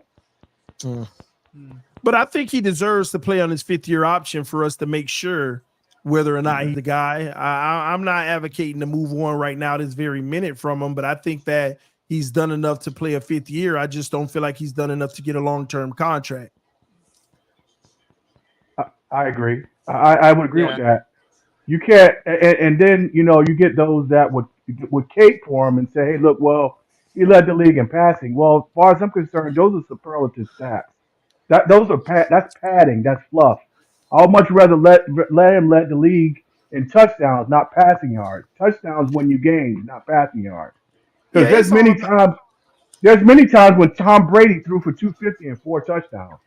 Yeah. It's all about winning. It's all about winning and winning in the big games when it matters most at the end of the day at the position. Bricks, what you got on this, man? Monty, man, let me ask you something. How long you been a Dolphin fan? Since 1980. You really think Tua got what it takes to beat out Mahomes, Josh Allen? Oh, absolutely not. Yeah, that's no. Why in the world would we risk our future on a quarterback who we drafted for the last 4 years? Hasn't proved nothing to us. He had one good season with Tyreek running wild, making a bunch of passing yards. And now we had to play where we can burn our bridge again with our salary cap. Yeah, it's a tough situation. But again, I want to advocate for him playing a 5th year, just not getting a long-term deal yet until he proves worth it. Glenn, what's up? With that. Yeah, me too. Hey there. 5th-year option, but to say throw 40 mil, 50 mil at a guess, who ain't did nothing yet to say he deserved 40, $50 million? I agree. Glenn, what you got on this? Hey, I could go after, but I don't be the other side of I don't be the devil's advocate on this, or maybe the angel, whichever way you want it. But do you guys actually remember all the bad seasons we had? You know, the last quarterback to have 4 winning seasons in a row. Mm-mm. You guys don't remember, do you? No. Because none of y'all were alive. Dan Marino never had 4 seasons in a row of winning football. Tua hasn't either. Yes, he has. Tua wasn't the quarterback. Tua wasn't the quarterback in year one. Tua did not play. He has not had a losing season yet. Tua Tagovailoa was not the quarterback that took us through the first and second season of his career. That is mainly attributed to Ryan Fitzpatrick. But while he was on this team, he has not had a losing season. Okay, you take that away. And he did start in those seasons. Yes, he did not play all those games, but it was after like the 5th game or 6th game of the year after the bye, he took over. Yeah, I get that, but at the same token, let's go back to his first few years, Glenn. I mean, there was even games he had to get pulled in the backup. Fitzpatrick had to come win the game. Yeah, but he did that one time against the Raiders. The other one he could have won, but it was against the San Diego Chargers. But Glenn, I feel like sometimes, Glenn, you're stuck on the regular season when all we care about is when it matters most. Thank you, TD. Thank you. If you don't win the regular season, you don't make the playoffs at all. If you don't win your first playoff game, none of it mattered anyway. Man, TD. Hey, how many years did we not even make the playoffs? I agree, but it ain't no consolation prize to get there and lose in the first round. I'm getting to. I don't have that. Hey, I don't have that 30-year plan again. I get it. I'm with you on that. I just feel like we massively underachieved. No, where I'm pissed off is, people don't realize from 2019 try 52-year plan. 2021, Greer was one of the best drafted, pretty much better than anyone else.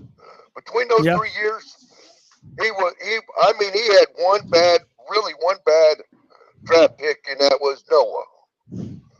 Besides that, he had decent draft picks. Then all of a sudden, like you said to TD, he started buying players, and he didn't have to.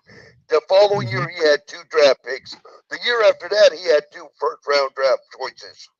And he gave them all away, even though he was having a history of drafting good.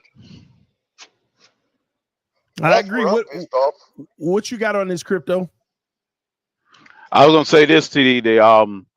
From the Greer standpoint, a lot of people praise him for what he did as far as assembling the so-called, air quotes, greatest team in the history of civilization when it comes to the Dolphins.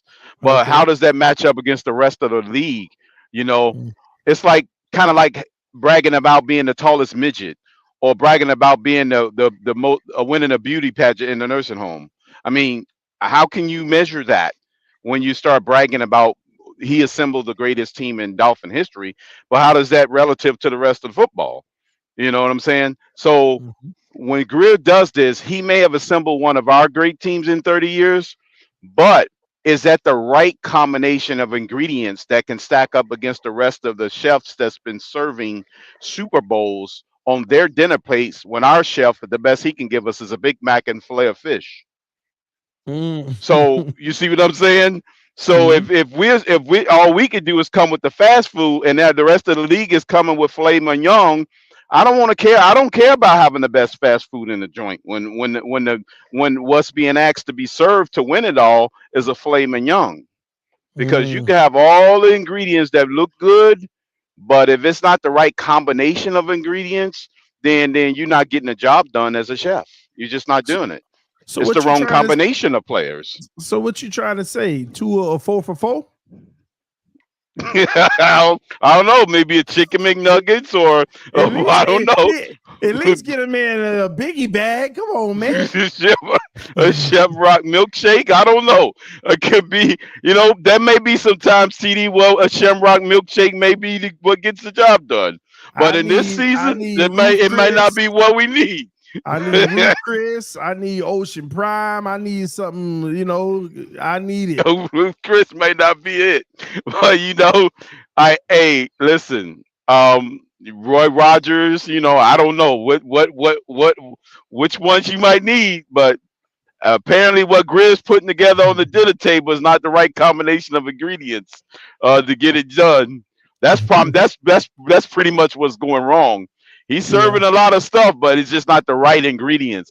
It's kind of like TD. How do you upset the stomach of a vegetarian? You feed them pork, you feed them meat. You see what I'm saying? You can't go up there saying, "Hey, I want to upset the stomach of this particular dieter, but I'm feeding them what they can eat and gobble up." It's like Greer is out there feeding this vegetarian all the great vegetables that this vegetarian, the rest of the league, is eating alive. But you got to upset that person that's doing the eating. You got to feed them the ingredients that's going to upset their stomach. You know what I'm saying? You can't feed a vegetarian bunch of vegetables and expect to be happy. But he's going to be happy. But guess what? You need to feed him something that's going to upset his stomach and not make him right. You know what I'm saying? Man, you trying to hide him in on the toilet. Hey, Jason, what you got on this? Jason, you there? Jason went to sleep on us. Yeah, he went bye-bye. It's all right. MJ Strange, talk to us, homie. What you got on this? You hear me? Yeah, I can hear you, bro. Hey, I wanted to see, man, how realistic is it that Michael Penix Jr. is at 21? Is he that he's still available? Crazy thing. A week ago we kept talking about he's going to be a second round prospect, and then he impressed at the combine, and now people are saying he might be gone in the top 20. Yeah, that's what I'm thinking, bro. That's what I'm thinking. Which is true, but he can move himself up. But that's why if he's there at 21 or something and you like him, I don't know what Chris Greer's. Do you do what the Commanders do? When they did with RG3, even though they had RG3, they still picked Kirk Cousins in that same draft. Do you do something like that? Well, remember the Commanders did do it. It paid off for them. I keep saying you got to have your insurance plan regardless. So yeah, I mean I'm for it. Yeah, but Chris Greer ain't gonna do it. He's not gonna do it. They so gung ho sold on it. Again, this is about making sure that they can. Chris Greer ain't doing that. They want to prove that they were right about Tua and make sure that this is just a mess, man. Well, anything else you got on the MJ Strength? Nah, I was just thinking, man, that could be in my opinion, man, if they pass on him, I feel like it's a big opportunity that's missed, bro. Because be real with you, bro. I'm an Oregon fan, bro. And I watched this man for 3 years, bro, carve our defense up, bro. Like every time you think you got him cornered or you think you got him in that box, he making a play. He making a big accurate throw every play. And people don't mention that this year, he went back and forth. He went back and forth, bro, with Taylor Williams, arguably the number one pick in the draft now, and they won like 52-49. Every time Taylor Williams made a throw, a big play, he came right back and struck. And I feel like, in my opinion, bro, I feel like this man he probably gonna have more success than any of these quarterbacks that's coming out of the draft this year, bro.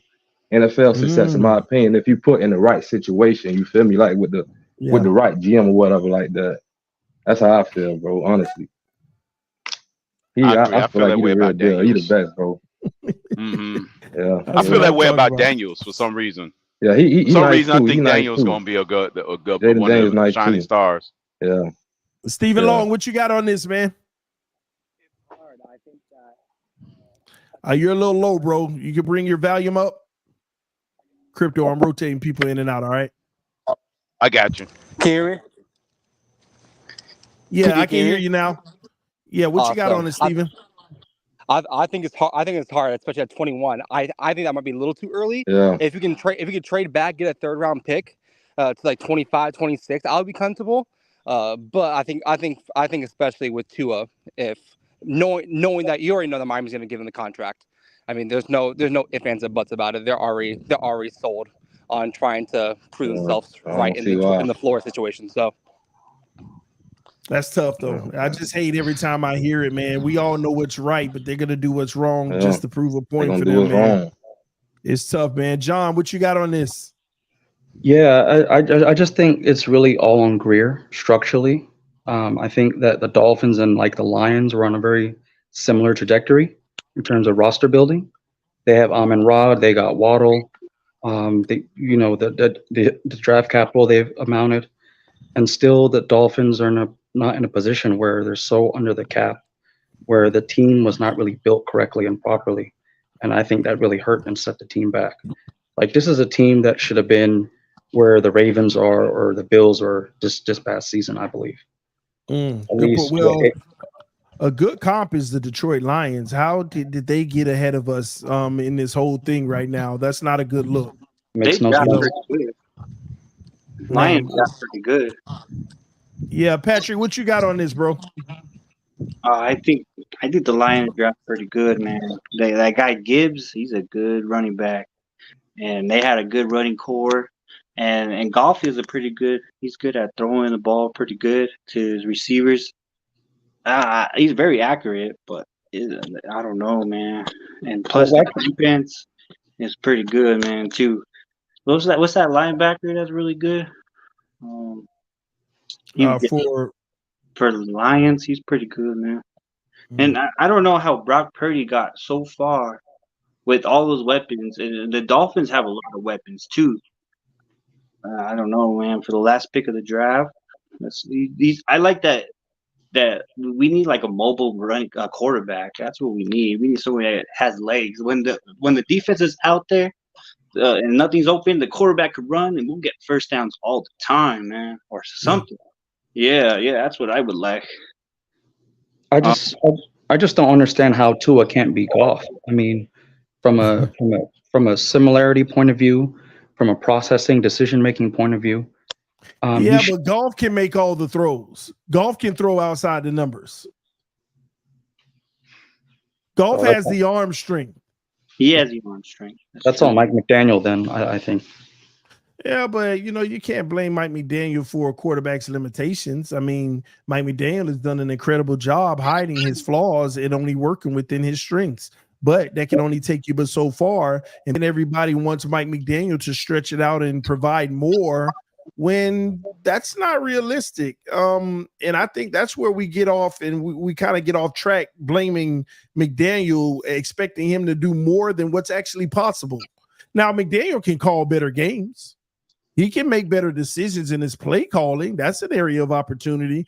But if we want to talk about Tua in general, I just don't like to give McDaniel any blame for Tua because he's already worked wonders, miracles in that regard.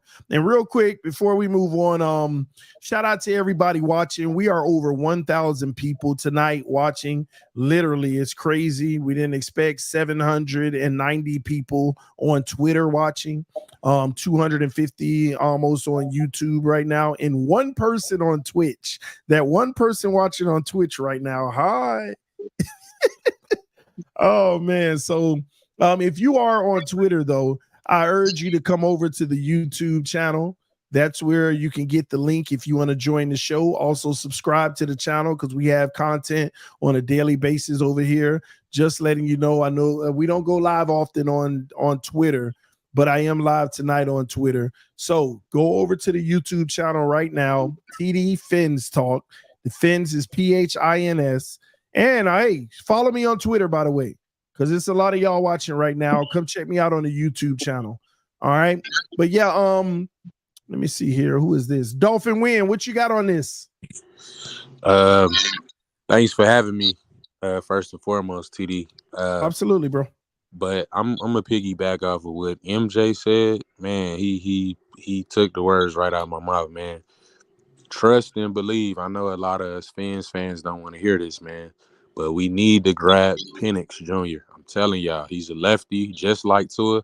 I'm not saying we gotta get rid of Tua, but sometimes in life you gotta put pressure on a situation to see what you got.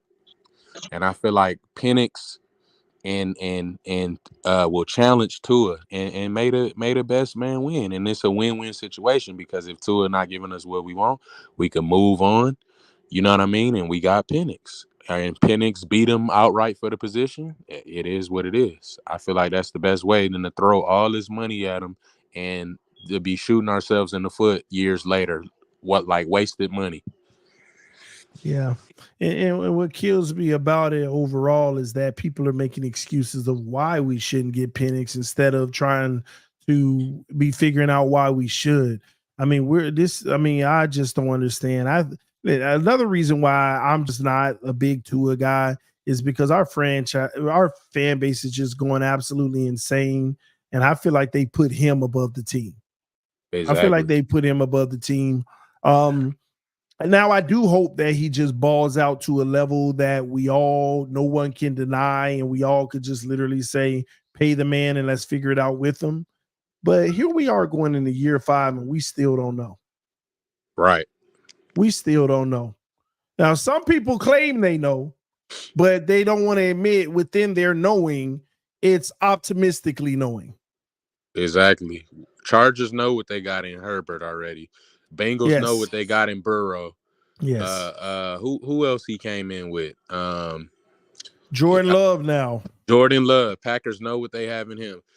Everybody was down on Jordan Love.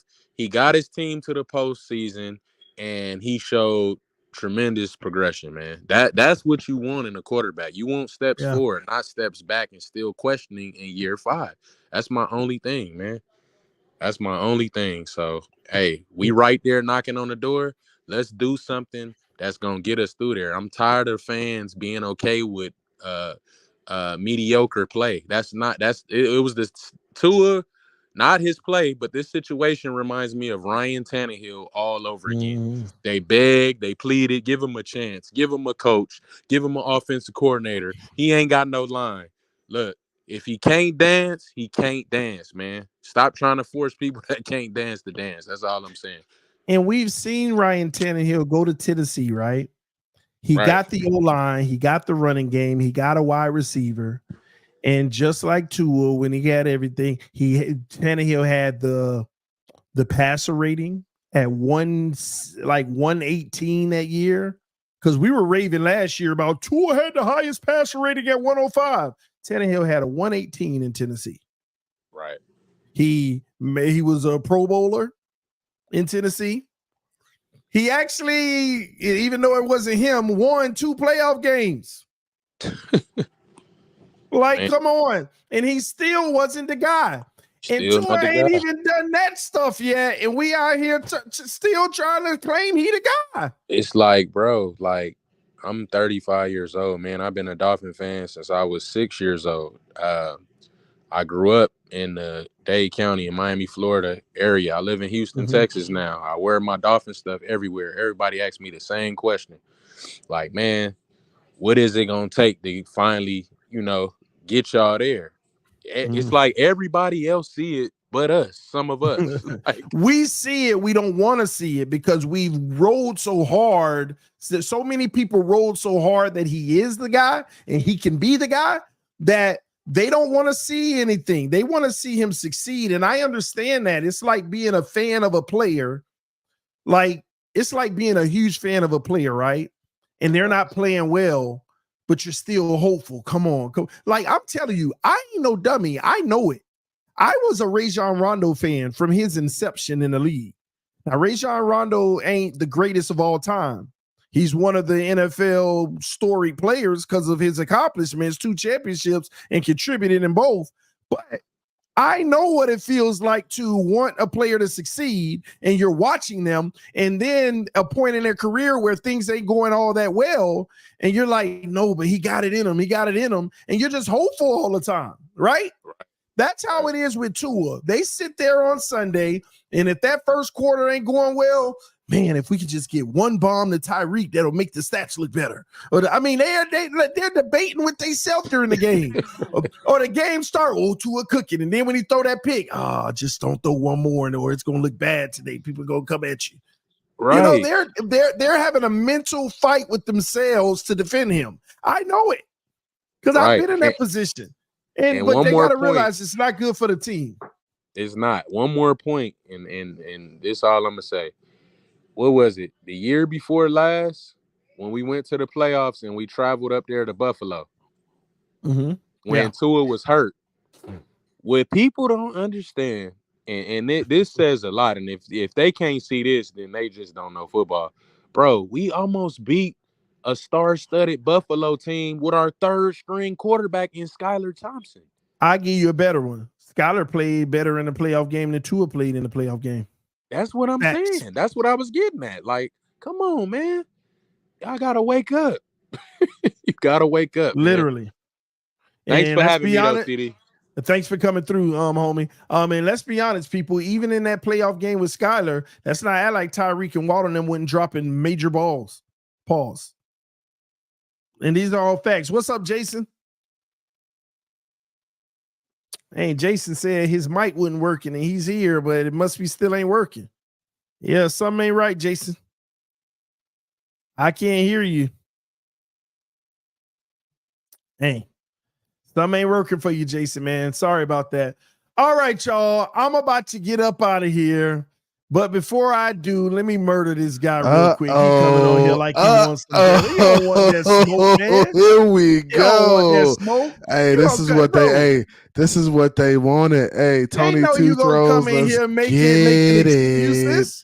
Hey. They know you trying to come make excuses, bro. Hey man, what's crazy is y'all know that y'all have been Miami Dolphins fans for a long time. Hey, be careful. You got 1,100 people watching right now, bro. Y'all have been Miami Dolphins fans for a long time. Y'all have saw right. the best quarterbacks. Y'all have seen the worst quarterbacks. Tua. What did all of that get you? What did the best quarterback get you, TD? Huh? What did the best quarterback get you? We never had the best. We had Dan Marino. He was definitely one of the best quarterbacks in NFL history. It's a different league than what it is But now. what did he get us? What did the best quarterback? Having the best quarterback in NFL.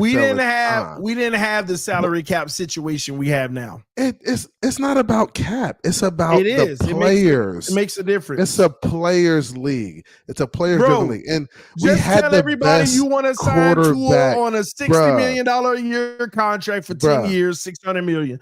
I want you to tell everybody what it is. We had the best quarterback, and we could say we had the best quarterback in the league at one point. It's not about one player. It's about building a team. And honestly, quarterback's got to play well. He's got to be an integral piece. Exactly. Right? But you were a Tannehill fan, right? Yeah. You were a big Tannehill fan, right? At the beginning, yeah. And do you feel like it was Tannehill's fault solely, or do you feel like it was the organization as well? It ended up being Tannehill. He was never good enough to be good enough. No matter what you put around him, he still ain't a Super Bowl caliber quarterback. He's not a Super Bowl caliber quarterback, but he got him to the blinded. Tannehill blinded me. You see, I believed in him, and I Tannehill thought that got it was his team to everything the around AFC him. Championship, TD. Yeah, but why did they lose? And then let's be honest, did he get him there or did Derrick Henry get him there? Yeah. Do you remember what Tannehill did in those first two games? One game he threw for 82 yards or something like that. It's important. It's important to provide context, right? And we can do the context thing, because honestly, I feel like this team we have a good football team. Tua's a good football player. Yeah. But we gotta in order to win a Super Bowl, in order to win playoff games, things have to go your way. You gotta admit, injuries did not go our way this past year. Well, of course they didn't, but this happens sometimes on teams. It does. Just like when Joe Burrow offensive line went down on him, he drug him to the Super Bowl. Oh, the defense drug him to the Super Bowl. Joe Burrow drug him to the Super Bowl. The defense drug him to the Super Bowl. Stop that. Hey, that Bengals defense ain't dragged him to no Super Bowl. Joe Burrow was slicing. Joe Burrow took 8, 9, 10 sacks in a game. What are we talking about? And sliced them up in that game. Joe couldn't get through his first read. Joe Burrow made the adjustments in the second half, and what he wasn't doing in the first round. I'm gonna clear that up. Let me speak. What happened in that game with Joe Burrow in the first half, he wasn't taking his check down. He kept looking for Chase. He kept looking down the field. In the second half, he came out and made the adjustment. He said, y'all gonna keep blitzing, check down, right there in the middle of the field, mix it. And then he start cooking them. Then they start backing off, and then he starts slicing and dicing, and he went to a Super Bowl, put the team on his back. You think we got a guy who could put the team on his back? This man G Money Uptown is still talking Watson. He's still talking Watson over Tua. Hey, this is hilarious to me, man. Give it up, G Money. Give it up, G. G Money. This the last year, bro. If Watson don't do nothing this year, it's a wrap. Done scheme. Put him in the body bag, man. What's wrong with them dudes, man? It's a wrap if he don't do nothing this year. Hey. Just know Tua coming. Tua Leroy coming, man. I'm telling you, he got his quarterback coach. Ooh, Lord. He got his QB coach, boy. Don't start he coming for y'all. Hey, boy. Hey, y'all about to be tight when he come out slicing and dicing. Y'all about to be upset. First of all, TD, you didn't even think he could play this well. You didn't think he could play this well that he's playing right now. You didn't think he could play on this level. I didn't think let's call it like it is now. Okay, let's call it like it is now. Let's call it like it is. There you go. I didn't think any amount of weapons around him can have him like this, but I underestimated Tyreek Hill. Oh, here you go. So you ain't gonna get to it no credit, huh? Yeah, he making the throws, underthrowing, but he making them. You know, he making the throws. Underthrowing. You saw him. He hit some in stride. I saw him hit some in stride. I saw the highlight. A few. You know, right when Mike Daniel put him at that, right when he get at that 40-yard line, Mike Daniel say now throw deep because you can't underthrow 40 yards. Boy, Tua out there doing work, man. Hey, he putting in the work. TD, you said he could. First of all, you said you said he couldn't stay healthy. That was one thing. He proved you wrong. Killed you on that one. Stop. Then you said he could. Then you said he couldn't throw the deep ball. Killed you on that one. He ain't kill me on that. He still can't throw the deep ball. Mike McDaniel got to wait. Mike McDaniel got to wait till he get to the opponent's 40-yard line to take anything deep, because that's the only area he don't feel he gonna underthrow it. You got to be 40 yards away from the end zone, and then he takes shots. But listen, to dispel that whole staying healthy narrative, I will still stand on my point that he didn't prove he could stay healthy. When half of the all season he was making business decisions. He wouldn't step into throws. He wouldn't step into throws. He got hit multiple times. He took some big hits, bro. You know how many third and fours on camera I seen him flake out because he didn't want to take the hit. Oh, really? So he was out there healthy. He was out there alligator arming it. Yeah. You saw that sometimes, especially in the Chiefs game, last game of the season. I never forget. He had Waddle on the corner wide open, and he trying to hurry up and get it to the guy in the flat. You really got these dudes in here thinking Tua's a bad quarterback. That's crazy. I never said Tua was a bad quarterback. Tua is a good quarterback, but he's good enough not to be good enough. That's the problem. He gonna always be 0.000000001% under what he need to be. Let's put a bet on something. Can we put a bet on something? We need to put a wager. What do you think Tua's gonna do next year? You think he takes a step back? Like let's go ahead and wager this up. He takes a step back next year. 10-win Dolphins. Okay. And we better hope that make the playoffs. We may not even make the playoffs. But 10 wins. So 10 wins. 10 wins. And that's just the team, not him. For him, that's a team thing. Yeah. For him, he'll throw for 44 because he still got Tyreek and those guys. He'll have about 66% completion percentage. That'll come down. What was he at this year? I'm not sure. I'm gonna take a guess and say 70 or 69 or 70. Okay. Yeah, he was up there. It was him and another quarterback. Purdy was right up there with them. Might even be 70 or 71. He was up there, but I think he's gonna go down to about 66. Yeah, pull that up. His touchdowns this year, I'm gonna give him. Right? He had 29 this year. Yeah, I'm gonna 29 give him and 14 INTs. Touchdowns to interceptions, I'm gonna give him.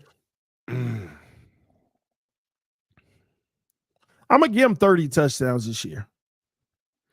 I'm gonna give him 30. That's it. I'm gonna give him 15 interceptions. So 2-to-1 ratio. Yeah, I think he'll 2-to-1 it. I want something we can like tangible, like a tangible bet. But that's the problem. That's the problem, CB. He's not gonna fall off of a cliff. He's just gonna be good enough not to be good enough, bro. That's the problem. He's gonna have stats. He's gonna. So you're gonna say he's gonna fold in all. He's gonna fold in all the big games. That's what you. No, not necessarily. Not necessarily, because I don't know what these teams are gonna look like or what the schedule is gonna look like. Maybe this will be the first season. We know the schedule, but we know what we got. We don't know when. No, we don't know when we play them. Oh, here you go. And listen, it's a difference. All this context, TD. It's a difference if we playing the Panthers in Week 18 versus playing Buffalo. My gosh, you know they're gonna have. We're either gonna be playing the Jets or Buffalo. We playing the Panthers, the Colts, and all these bum teams in week 16, 17, and 18. He finally gonna have a successful end of the season. Oh, here we go. That's they still NFL teams, TD. We got beat by the Panthers. Not the Panthers, but we got beat by the Titans. My bad. Titans. We did. That's a bad football team. No, we got beat by the Titans because Tua can't break through Vrabel enough. Vrabel know what time it is. Vrabel know what to do. Vrabel knew it. Everybody talk about Willis. Our defense had nothing to do with it, but yeah, they did. They did. Okay. They did. Our defense didn't protect Tua late, but he shouldn't have needed the protection. Don't forget, we folded 3 drives in a row to allow their offense to do that to our defense. Yeah. Don't forget that element of it. Yeah. Three drives in a row, our offense literally bombed it. And Vrabel put that number on him because Vrabel know what to do to Tua. Vrabel know what time it is. He knew what to do. First of all, I mean, the recipe is out there for success. Success for the Miami Dolphins means running the ball and being balanced and using the play action to your advantage. But McDaniel's trying to prove Tua's the guy by throwing the ball when he shouldn't. And he keeps failing. And at some point, he will learn, right? Maybe he goes and gets Derrick Henry and says, all right, I'm going to finally just do what I'm supposed to be doing, run the football, and go get these wins. And let the offense help Tua, the run game help Tua be successful. Like when we go look at the Cleveland games, right? We go look at games like that where we ran the ball well. We always win. If we're running the ball well, we're winning the game, TD. Point blank, period. And we gotta do that, man. You know that. I'm not disagreeing with that, but there's something to be said when he doesn't run the game and he put the ball in his quarterback hands and we lose. That's all I'm saying. And McDaniel's to blame for that, but again, he's still putting it in that man's hands. That's all on McDaniel, man. He got to be better. He's got to be better, and that's my thing. G Money, look at this man. G Money, a Cleveland fan. He got to be tight right now. I'd be mad too. Man. You don't know if you want Watson or Flacco. Wait, didn't Flacco just turn him down or something like that? They don't know what they don't know what they want to do, man. I feel bad for my cousin over there. Hold on, Jason, can you hear us now? Yeah, brother, can you hear me? There we go. What's up, homie? Oh man. Hey, I heard somebody got zipped up today. What happened, El Cap? What? Oh, me? I got zipped up? Hold on, y'all. What you mean? Get Jason a second. Right, y'all, what ahead, you got on this, Jason? Go ahead, Jason. Nah, I mean, I was gonna say a lot of the accountability does fall on Chris Greer. It's like you said. I'm still talking Greer, man. You have to. I understand. I understand that we don't like to do it, but you have to because there's teams that started way after him and that have already surpassed this team in one playoff game. I get what you're saying. Not to forget that started with less too. The Dolphins acquired a lot to start how they did. Cap, the Miami Dolphins has 7 Pro Bowlers. I think 6 or 7 Pro Bowlers, right, on this roster. Now, with all of that, some of them didn't make it to the playoffs, but Chris Greer did his job in putting together a solid roster. Now, because they get injured and because Mike McDaniel can't implement what he needs to implement on the field, that's not Chris Greer's fault. Chris Greer is responsible for giving Mike McDaniel the talent. That's it. Point blank. Period. CB, I have a question. At that point, Mike McDaniel has to figure out what to do with it. CB, I have a question. Go ahead. Give me your question. If you are a manager at a company, yes, and every single time you hire employees, See, I can't hear the chat. you continue to have employees coming up short on the job. You fire them. You hire more employees. They come up short. You fire them. Yes, there's some that are doing well, but you are always having turnover in your job. But what's the overall result? Don't you think the general manager is or the owner is going to look at you and say, hey, there's a common denominator. It's always been you. Why are you so bad at putting together a staff where other people have had far more stability? Not when the overall result is there. You're still making going to get the some playoffs. water, y'all cook. You're still look. You're still making the playoffs. You're still doing some good things. So if the world was ending and the team was doing a really poor job and not performing well, of course the manager's going to be looked at like, what the hell is going on? Like, what are you doing? But CB, the manager's also responsible for beyond just last year too, though. I think that's what Jason's really getting at. Yeah. So the past 2 years, right? So Chris Greer, when did he take over, guys, and start this process of being well, he'd been here a long time, but I think if we're and we've heard the narrative. Let's be fair. Listen, I'm a big Chris Greer dude, been that way, but I'm also getting kind of fed up with the excuses for him as well. But yes, him in complete control, the acting czar, for lack of a better term. For how many years? Meaning since the blow up, since before they hired Brian Flores, ever since that point, So he has been he's been the point man. That 2018 offseason when they fire sailed everything. 2018, they fire sale everything, they blow it up. Right? Mm-hmm. Flores gets the opportunity as a head coach. Flores overachieves in his first year by winning 5 games. Right? Mm-hmm. Second year, Flores wins more games. How many does he win the next year? What, 10 games? 10. Right? Yeah. He won 10. Wins 10 games the next year. I think it was 9. Or was it 10? No, he won 9 the year after that. So 10 games doesn't make the playoffs, right? Mm-hmm. 9 games the next year. So still winning records, right? Yes. But the team just isn't getting over the hump at that point, right? Mm-hmm. They're not getting in the playoffs. They're missing offensively, the playoffs. they had no pizzazz. Oh, yeah, none. Right? And no pizzazz on offense. And then, honestly, the leadership on offense is bad. Chan Gailey, these guys aren't doing a good job of getting the offense going, right? Mm-hmm. So Flores is then fired, right? And Mike McDaniel is brought in. Mike McDaniel gets the opportunity to get in more players. We get more premium players in, right?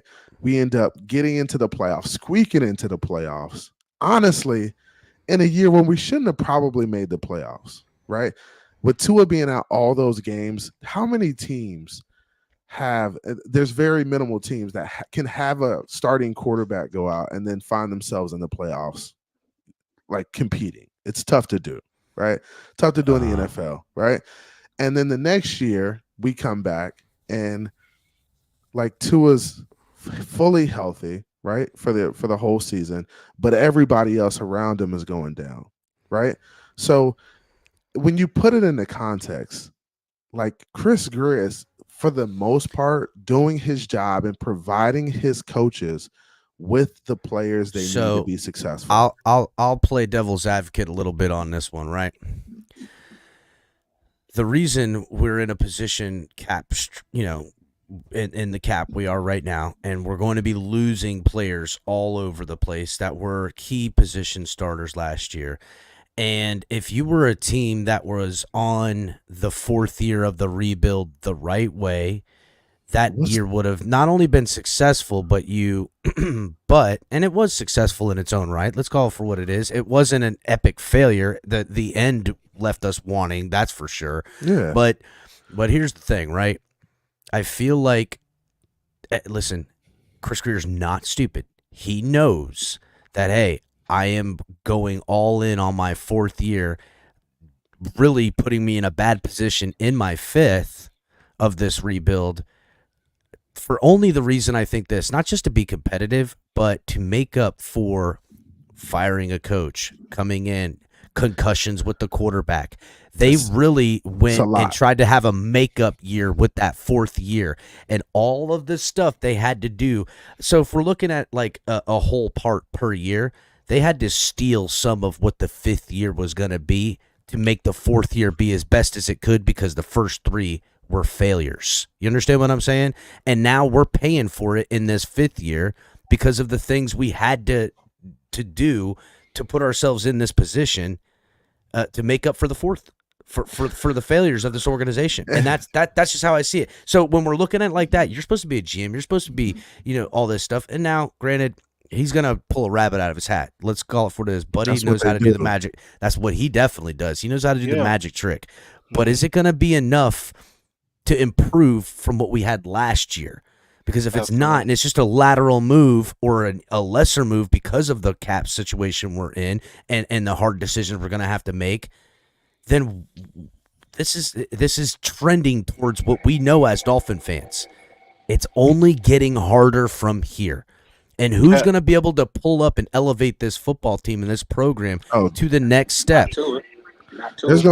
But see, and that's the thing. And I think Tua hasn't reached the ceiling. I know a lot of you guys will say, "Oh, he's reached the ceiling. He can't get better." Blah blah blah. Right? I think he's in his. I don't think anyone would ever say anyone can't get better. I would say a betting person. Shout out to BetUS. How about that plug? You wouldn't bet on it, right? It would be a bad bet to take that. The odds would be very high for you to get a return of whatever you would lay down on that money line for that, because you're gonna pay him more money and you're gonna lose talent because of it. Yeah. I mean, that's the nature. That's the nature of the game at this point. Quarterbacks get paid, right?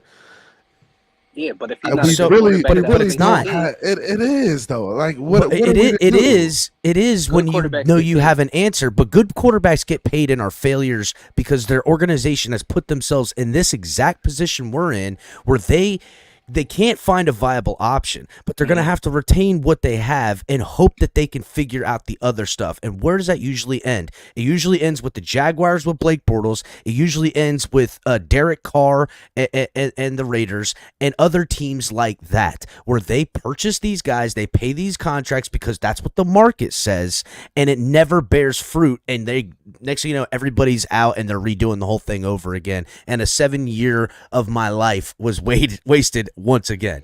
Listen, you're right. Once y'all get rid of Tyreek Hill because y'all can't pay him, and Teron Armstrong or Armstead, once y'all get rid of them, it's going to be a wreck. So here's the one thing I'll say about Tyreek Hill, though. When are we getting rid of Tyreek, bro? What are we talking about? Well, hold on. Here's the one thing I'll say about Tyreek. Crazy, bro. You don't even know the Dolphins, man. Chill out, bro. I do. I know every team in the NFL. I was talking to somebody today about Tyreek Hill, and I had this point about Tyreek Hill is the only player on this football team that allows you to do stuff. Tyreek Hill, for the money you're paying him, will always be worth it and more. That's how special of a football player he is. And what I mean, but wait a second. With a guy like Tyreek Hill on your roster, he allows you to have realistic options for other things. What I mean by that is, if the Dolphins were to trade Jalen Waddle and get 2 firsts and 2 seconds, you would only even put Jalen Waddle in a trade scenario because you have Tyreek Hill. If the Dolphins were to lose Tua and ride out his 5th year option and move on to another quarterback and a young guy, the only reason you could ever have that option is because of a guy like Tyreek Hill. He's the only player on this football team that can elevate those around him like that. That's it. That's the one thing he is that no one else on this football team is. To end my point from earlier, Cap, all I was going to say is that Greer is probably the only general manager in America that does not get held accountable for the decisions that he make. He's great. Jason, he's amazing at putting people's heads behind that guillotine. What other GMs are getting all these passes? Other GMs have been fired for less. Like we just don't keep up with it because we're Dolphin fans. Like he's got true. So but other GMs have been fired for far less. Playoff team 2 years in a row. And so has what? But what are you firing him for? Hey, Jason, what are you firing him for at this point? What can you say? Stagnation. We haven't won a playoff game. That's stagnant. How many teams are winning playoff games every year? I think the real problem with firing the GM. Like, come on, the Lions won a playoff game for the first time in 30 Cap. years. And guess Yeah. who got the record now? Us. Go on Twitter for me real quick. Y'all are All right. wilding, man. Come on. Do you see this live stream on Twitter? Let me see. I thought I seen it earlier. Yeah. Let me see. Let me know if you see it. Man, All right. y'all boys Yeah, you're gotta still up hey. there. Let me check. I'm Let me check on looking my at it phone. right now. You're still up there. Yeah, you're. Yeah, You're still I up see there. you. 850. How many? views. So 850 something people watching. 847. It says. My Twitter chat ain't working though. I don't know why. You know what? Mine wasn't working today either. The Twitter chat ain't working like it's been. It's been real shaky as of late. That's why I literally told people today when I ended it that I'm probably not going to be going live on Twitter all the time because it's been really If it's shaky. about Deshaun Watson, I don't want to hear it. No, bro. listen. So let's say y'all pay Tua 50. So if y'all paying Tua 50 mil, y'all already paying That's the Tyreek close to going 40. rate. Listen, y'all already paying Tyreek Hill 40. How y'all going to We sign ain't paying that everybody man else? 40. Why? It's 30, bro. 30. Man, we paying him 26. We paying him less than that. So y'all going Average to of 30. pay Tua 50. Y'all paying Tyreek 30 and Waddle another 30 or close to 30. How are you going to sign anybody else?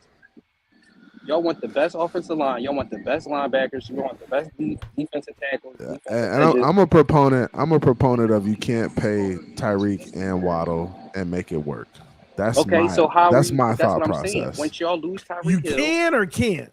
I'm saying I don't think you can. Oh, I don't- I agree but with that's you. that's how. I don't. I don't think you. you. I think you y'all gonna trade, lose and Tyreek Hill. that's my thing, and that's why I think Waddle may have to go, and you go in a younger direction. I mean, that would be the play if you're trying to really stay ahead of the game, like But all how of us many more want to years do. does Tyreek have? Right? CB, Look at Cap. I see you, Cap, down there. Hey, I'm listen. How many more My boy years Keller do been Tyreek saying have? this since last But I think- offseason, but it's and he was now, getting killed though. because. Yeah, Well, last year you would have got 3 Exactly. draft picks for him. This year you might get 2. Next year CB, you can I maybe ask get you 1. this?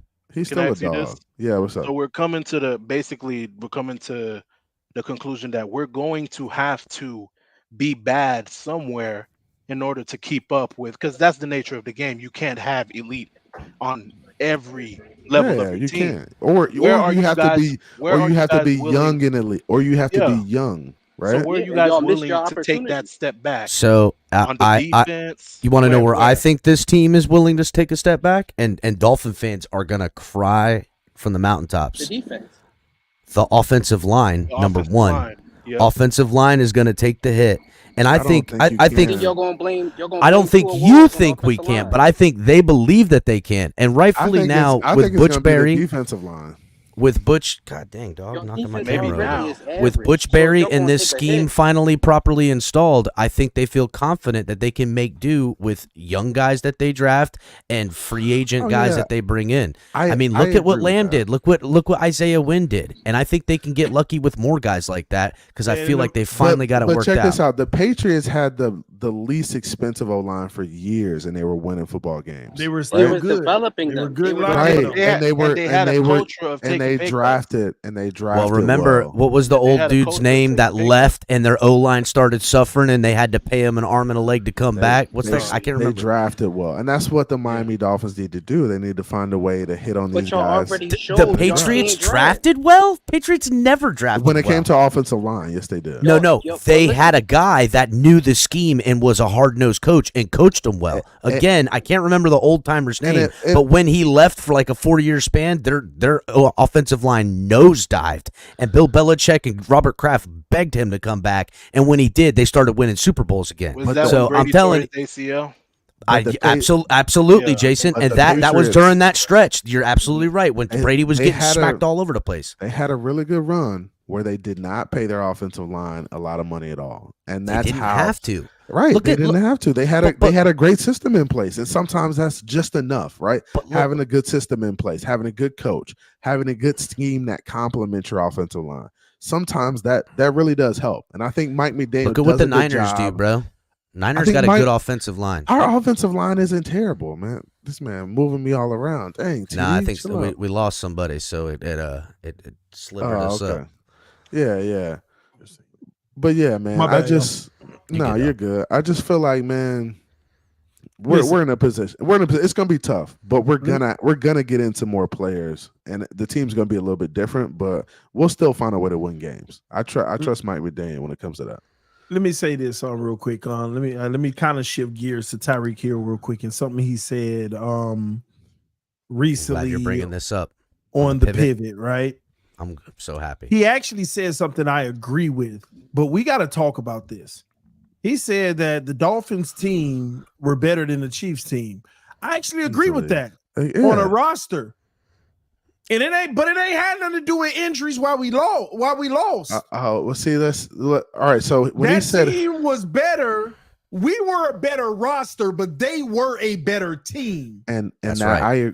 But that's what he was saying. He said the best team don't always. He said the best team isn't always in the Super Bowl. No, that's talented. No, this is what I'm trying to say. They were the better team. They were a better team than us. We just had a better roster. Bro, our roster was stacked. TD, when I heard him say that, you know where my mind went? They were still a better team. That ain't see why is that? Because that's experience. That's leadership. And Andy Reid. Like the easy answer, TD is Patrick Mahomes. That's the easy answer. That's the casual answer. Oh, now you a casual, TD. Look at this man capping up in here. Look at this man. Listen, for real though, if you look at those games that the Dolphins were struggling offensively in, you could see by how they looked on the sidelines or in the huddle, there wasn't no leadership. It was a problem. And you know what? On that Pivot podcast, Tyreek mentioned something too. Now, I don't know if you've seen this part yet, TD. I did a short about it today. He said something about how this year Tua's going to get better. He thinks he's going to get better, hopefully. That he's going to be able to take criticism.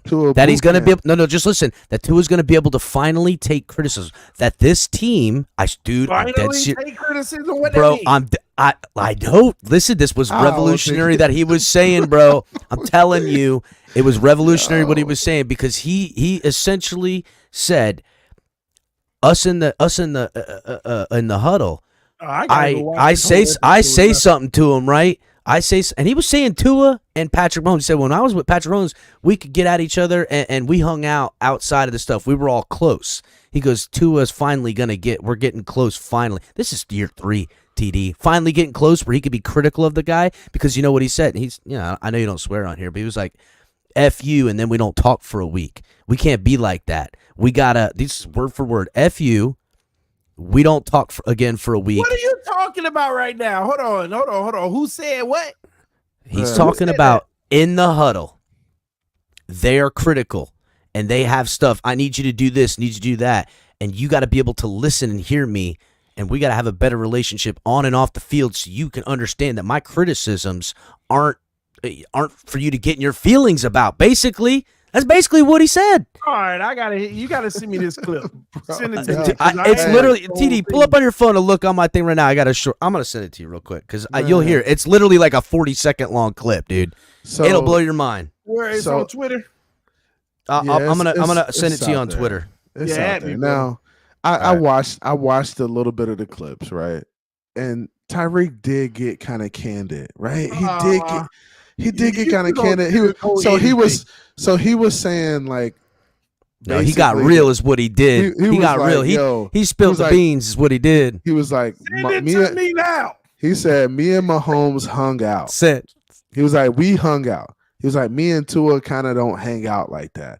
And he was like, that's got to happen for us to be on the same page. And I agree with that. And I think Tua is a little bit like antisocial in a sense, bro. Like I feel like you can't be the leader and the quarterback and the most paid guy on the team and be antisocial. Yeah, you gotta be the leader, dog. You gotta be the dog. And that's what you know what I'm saying? Tua, because with Pat, we all had a relationship with Pat. Like we all hang out, we all, do stuff outside of football. And in Miami, we're still building that. You know what I'm saying? It hasn't got to that yet. But I'm telling you, this year it's gonna get to that because we done had some battles in there, you know what I'm saying, already. But it ain't been a battle where it's like we can have a conversation, but then we can come back the next play and be like, hey, bro, I think you should do that. You know what I'm saying? It's been, nah, fuck you. And then I talk. You need to be like, look, bro, we need to do this. Yada, yada, yada. You need to get open. I need to be better. And then we need to come back and then talk about it, not have grudges against each other. Because we all trying to win.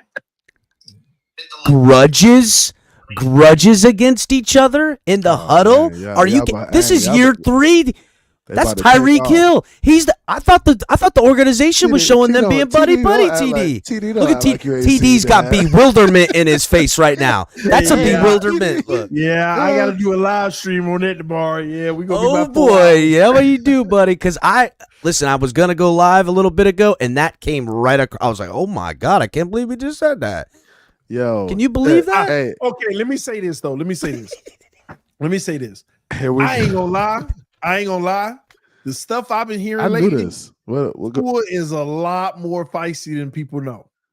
Tua curse and stuff and all of that at people more than you know.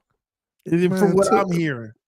No, I'm just saying. Just to hear Tyreek saying that, F you and all that stuff in the huddle.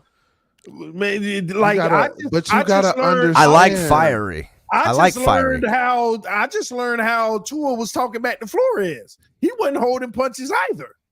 Oh, well, we kind of knew a little bit of that, though, didn't we? I didn't know Tua was clapping back at the level he was. But here's the thing. What you got to understand is and being able to be criticized and work with team. That's something different. What y'all got to understand. I thought he was just coming in this little ball like you can't talk to people that way. Tua played at Alabama with the best of the best. You tell me them dudes you tell me that's not iron sharpens iron out there.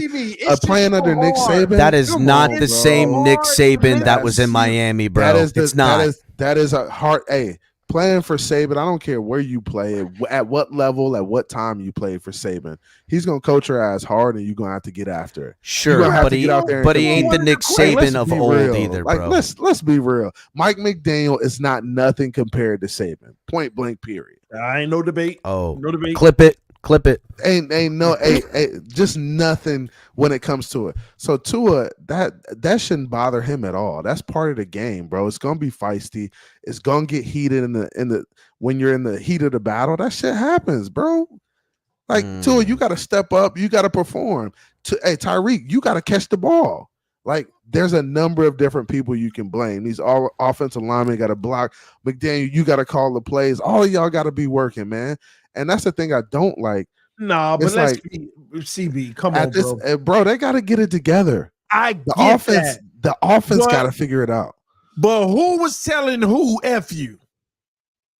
I don't know who was. I didn't say. Essentially, that's what he was saying that Tua would say that to him.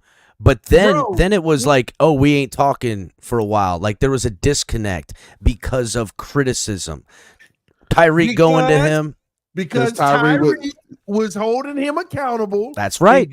But at least he was doing it in private. I do respect that because we didn't know. Well, he made it public. Let's call it for what it is, dog. He just made it public. So there is a little difference there. Still, we don't know. Everybody is holding everybody accountable in these locker rooms. I don't think that happens everywhere. But it sounds like we got a quarterback that don't like that. That's exactly right. 100%. Because that's what he said. CB, that's what he just said. That's what he just said. So he said that Tua doesn't like. So he said Tua doesn't like criticism. F you, right? And then I ain't talking to you for a week afterwards. How about that? So you're saying Tua doesn't like the criticism from Tyreek, from anybody, bro? He didn't say from anybody, bro. He said when they're in the huddle, bro. What are we talking about? It's taken Tyreek 3 years to get this far. Who do you think else is that close? If you're saying F you and y'all ain't on speaking terms for a week.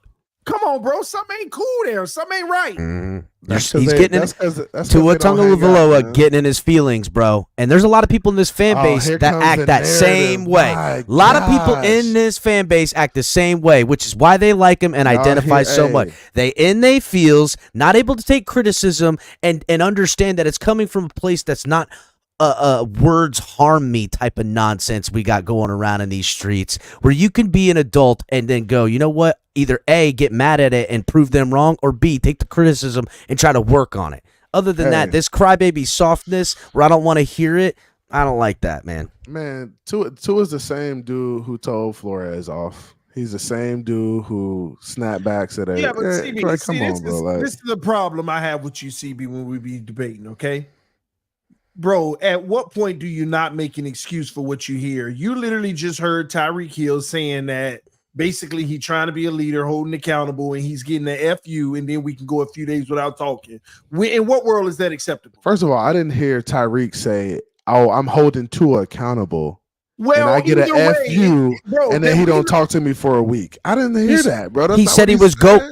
Listen, what he's exactly said is that, hey, didn't I'm on say this either. route doing this, and you got to do that. And he goes, F you. That's what he just said. He was explaining something to him about a play and a route, and Tua says F you, and then now we have a disconnect. y'all And that Tyreek is dissect. believing that we finally, after our second season, heading into our third season, that we're breaking through that barrier. How many? Every new guy that comes in that has a critique of what they need to work with Tua is going to take 3 years to build it. Let's hear this. So now it's Tua's fault. Hold on. You know what I'm saying? Tua, because with Pat, we all had a relationship with Pat. Like, we all hang out. We all, I gotta hear this. outside of football. And in Miami, we're still building that. You know what I'm saying? It hasn't got to that yet. But I feel I'm telling you, this year it's gonna get to that. Cause we done had battles in there. You know what I'm saying already, but it ain't been a battle where it's like we can have a conversation, but then we can come back the next play and be like, hey, bro, I think you should do that. You know what I'm saying? It's been, nah, fuck you. And then I talk. You need that. You need to be like, Hold on. Let me ask you a question. Yo, Capitan, did Yeah. you edit that video? I edit that last part out because it really, all it says in that little bit of clip that I missed it.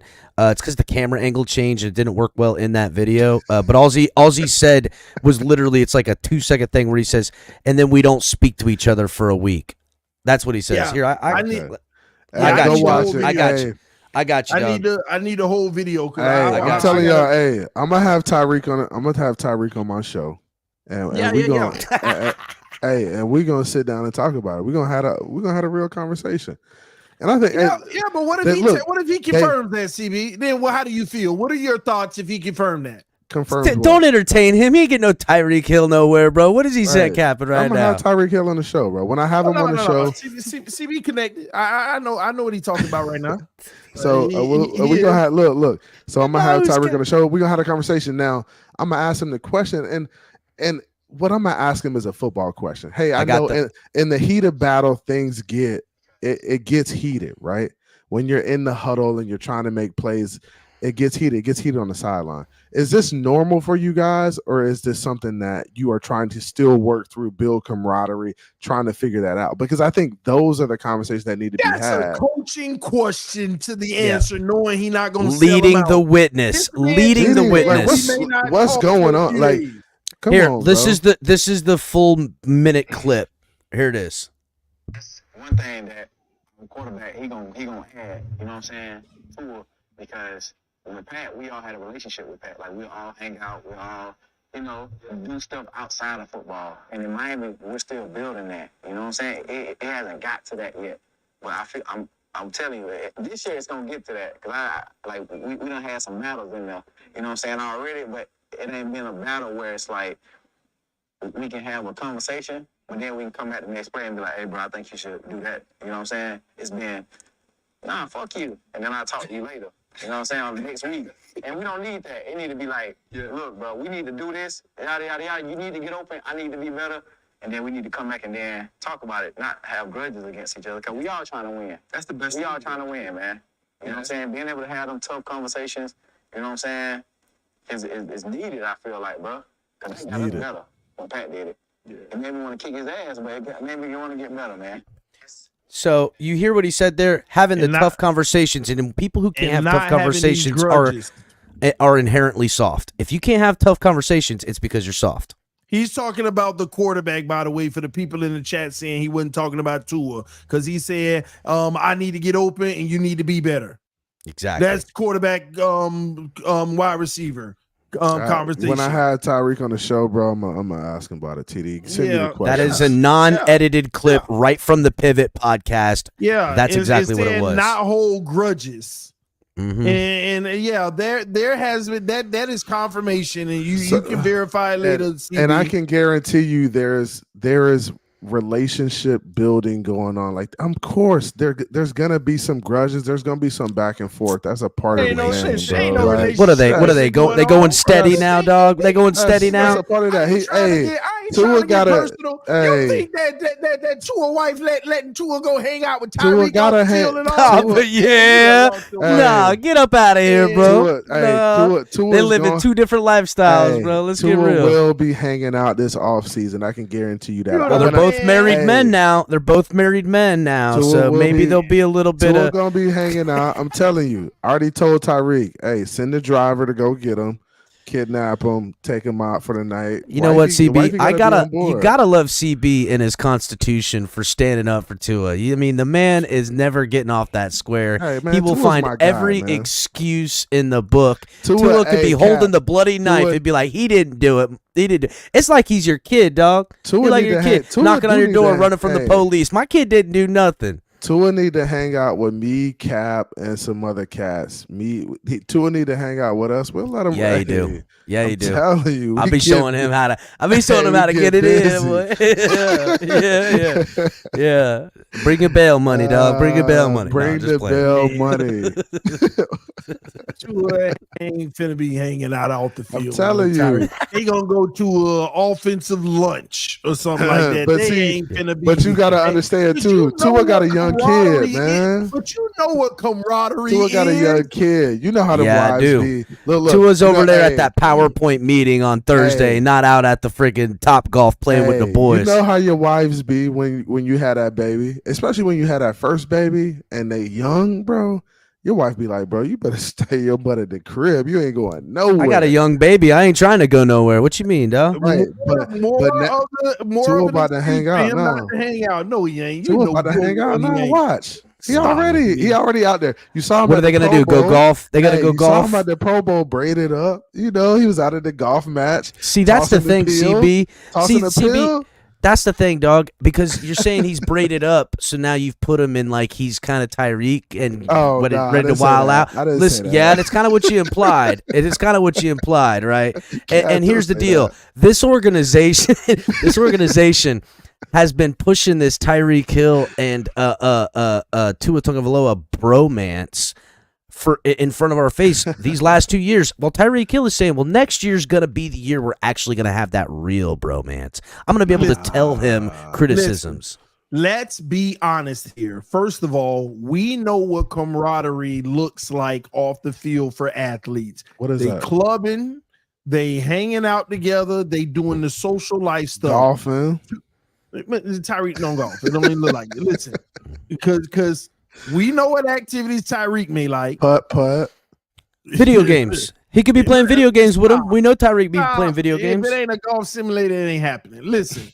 That's true. At the end of the day, Tua, in the way he carries himself, I don't believe he's going to be out there hanging out all the time with Tyreek Hill like that to build the same camaraderie. I don't think so all the time. I don't think so all the time. But Tua TD is not going to put himself in a position where he has paternity lawsuits. It's not going Hey, what you mean? He ain't gonna go hang out with Destiny. He ain't gonna hang out with Destiny and the girls. He breaking women's legs. He's not breaking legs. You telling me? Hold up, real quick. Wait a second, T. You telling me Tyreek and Tua are not gonna be caught hanging out with Cinnamon and Destiny down in Fort Lauderdale somewhere? What you mean? Man. No, well, I will give Tyreek the benefit of the doubt here and look at it like this. All the stuff that Tyreek Hill has been involved in happened last season, even with the lady with the leg. That happened. That's right. Before the season He got a wife now. He That's said that he has been a better man and he's matured and things of that nature. And there hasn't been any reports of anything after that. Everything that's coming to light now actually happened before last season, by the way. So I just want to put a disclaimer out. My dog Tyreek, he just want to hang out. He just want to hang out, have a good time. That's it, man. No, Tyreek seems like a chill guy, though, that can just hang out even at the house. But remember when he first came to Miami, he was going to Tua's house. Remember, we got the video. He was going to Tua's house and stuff He was like hanging that. out. Yeah. But He was trying to camaraderie break is through. different because camaraderie is more so getting out of the house too. Being brothers, hanging out. You know what I mean? We got to get Tua out the crib. I'm telling you, quarterback coach this offseason, Tua hanging out. We go into the Super Bowl next year, man. Not the quarterback coach, dog. Quarterback coach ain't what tip the scales, Tua goes to Top Golf. Tua goes bowling. Cat, He we does that go, type of bro. stuff. Cat, we taking off, bro. Who's this quarterback coach, dog? That's gonna be Hey, getting him over here. In the I'm hood, here. you know? I'm hearing the quarterback coach gonna be hanging too. That's what I heard. Yeah, bro. who's this quarterback coach? Michael Vick? Come on, dog. We be getting it up. We turning up. I'm going. boy, You know we what? turning Might be Pat White. Oh man, stop that, Whoa. Ryan Fitzpatrick. Who knows? It's I crazy, think man. Ryan Fitzpatrick turns up, and he married with a bunch of kids. So what are we talking? Camaraderie? We've seen him have it immediately with everybody there. Then again, But- it is different circumstances. I will give that. But it did blow my mind listening to that clip, bro. That tells Crazy, you all right? that tells you something. That tells you that in that huddle, you're getting men being men, which ain't nothing wrong with that. But how it was received, I'm not sure. I'm good with the grudge piece. That's the piece I don't like. You can even say F you or whatever. Y'all back and forth, y'all heated at each other. Yeah. But that means Tyreek felt like there was a grudge in certain moments for a few days or so. You know, we had at it on the field in the huddle, and all of a sudden, you know, the next few days we barely really spoke because we ain't feeling each other. That can't happen. It's a weird thing, man. It's honestly, again, I that perceive does it as a happen in a sensitivity. locker room, though. It does happen but in you the can't locker allow room. it to happen. Not with your best player. It's Not when the but two it's- players hey, you rely look. on most. You need to be on it. It may carry over into practice a couple times, but at some point before the game, y'all gonna come together and be like, "Yo, let's tighten up, man. Let's go get this win." Because, during the week, right? During the week, you see each other, bro. Y'all got to understand, it's like family. They see each other more than they see their families. So there's going to be arguments, disagreements, people upset. That's the nature of it. But you got to have a That successful is. marriage. You got to have a successful family. You got to to win it repair. all. You got to repair. You got to work through it. That's Yeah. right. You got to treat your boo with respect. You treat your guess boo what? sweetly. You know, bring her some flowers. You know what I'm saying? You got to love on her. Tomorrow, y'all gonna see that notification on my channel. Breaking news: Tua Tagovailoa sabotage Tyreek Hill's 2,000 yards. Here we go. We going live Hey, tomorrow? I'm going live right. Hey, I'm gonna go live right after you. I'm gonna say TD is terrible. That's gonna be my title. That is it. He sabotaged that man yards because now I know why he wasn't throwing to him when he was wide open on that field. Right afterwards, I'm doing a sources confirm what TD Fintalk said, dog. It's confirmed. Sources confirmed. We gotta go. I gotta go have some conversations in the back. TY2K sabotaged. It's a done. He took Tyreek 2,000 yards away. Don't worry. All right, you want to keep talking?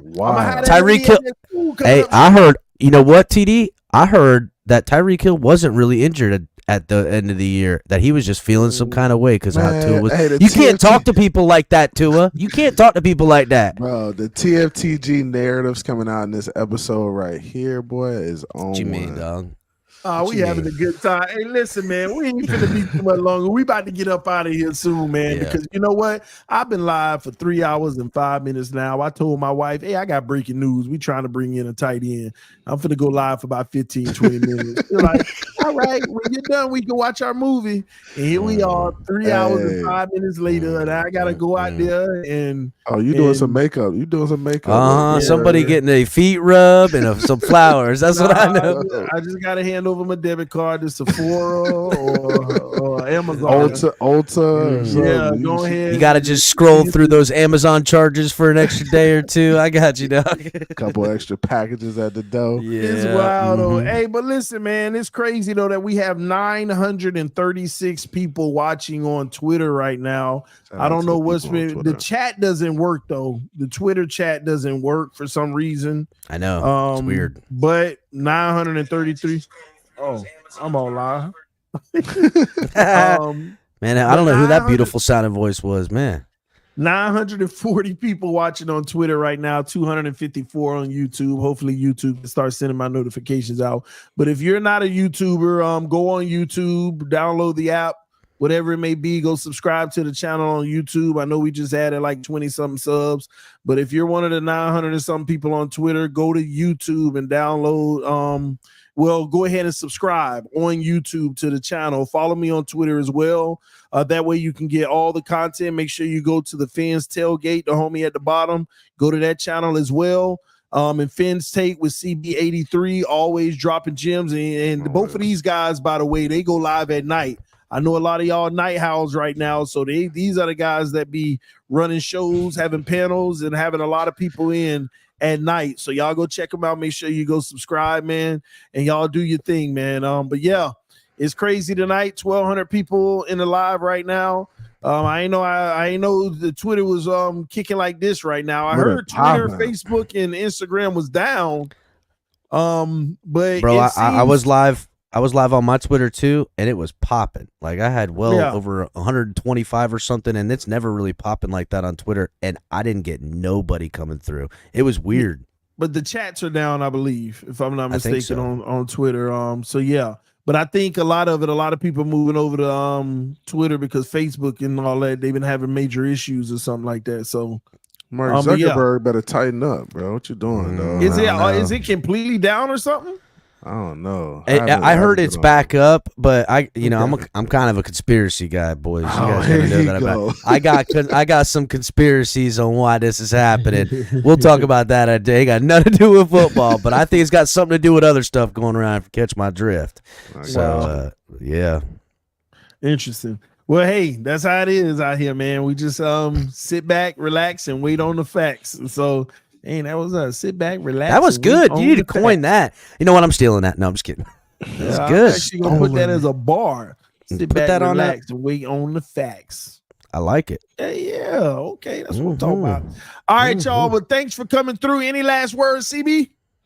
Nah, man. Appreciate everybody popping up. It was fun to get in here and take you down a little bit. It's always good hitting you in the chin. I ain't did this late stuff in a long time, though. Huh? I know, bro. What's up with that?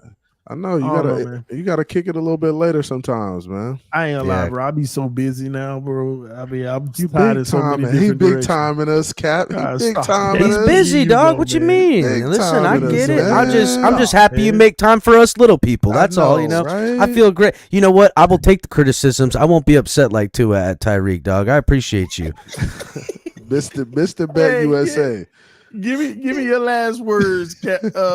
I'm saying Cap. Give me your last words, El Capitan.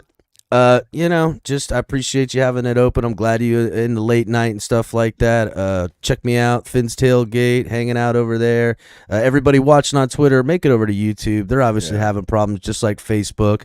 YouTube strong stream, keep it together. They keep this program good, and make sure you guys are subscribing over here from Twitter to YouTube at TD Fins Talk and CB83 with the Fins Takes and myself with the Fins Tailgate. Come and check us all out. We're all over this place. This Dolphins community here on YouTube is healthy and it's fun.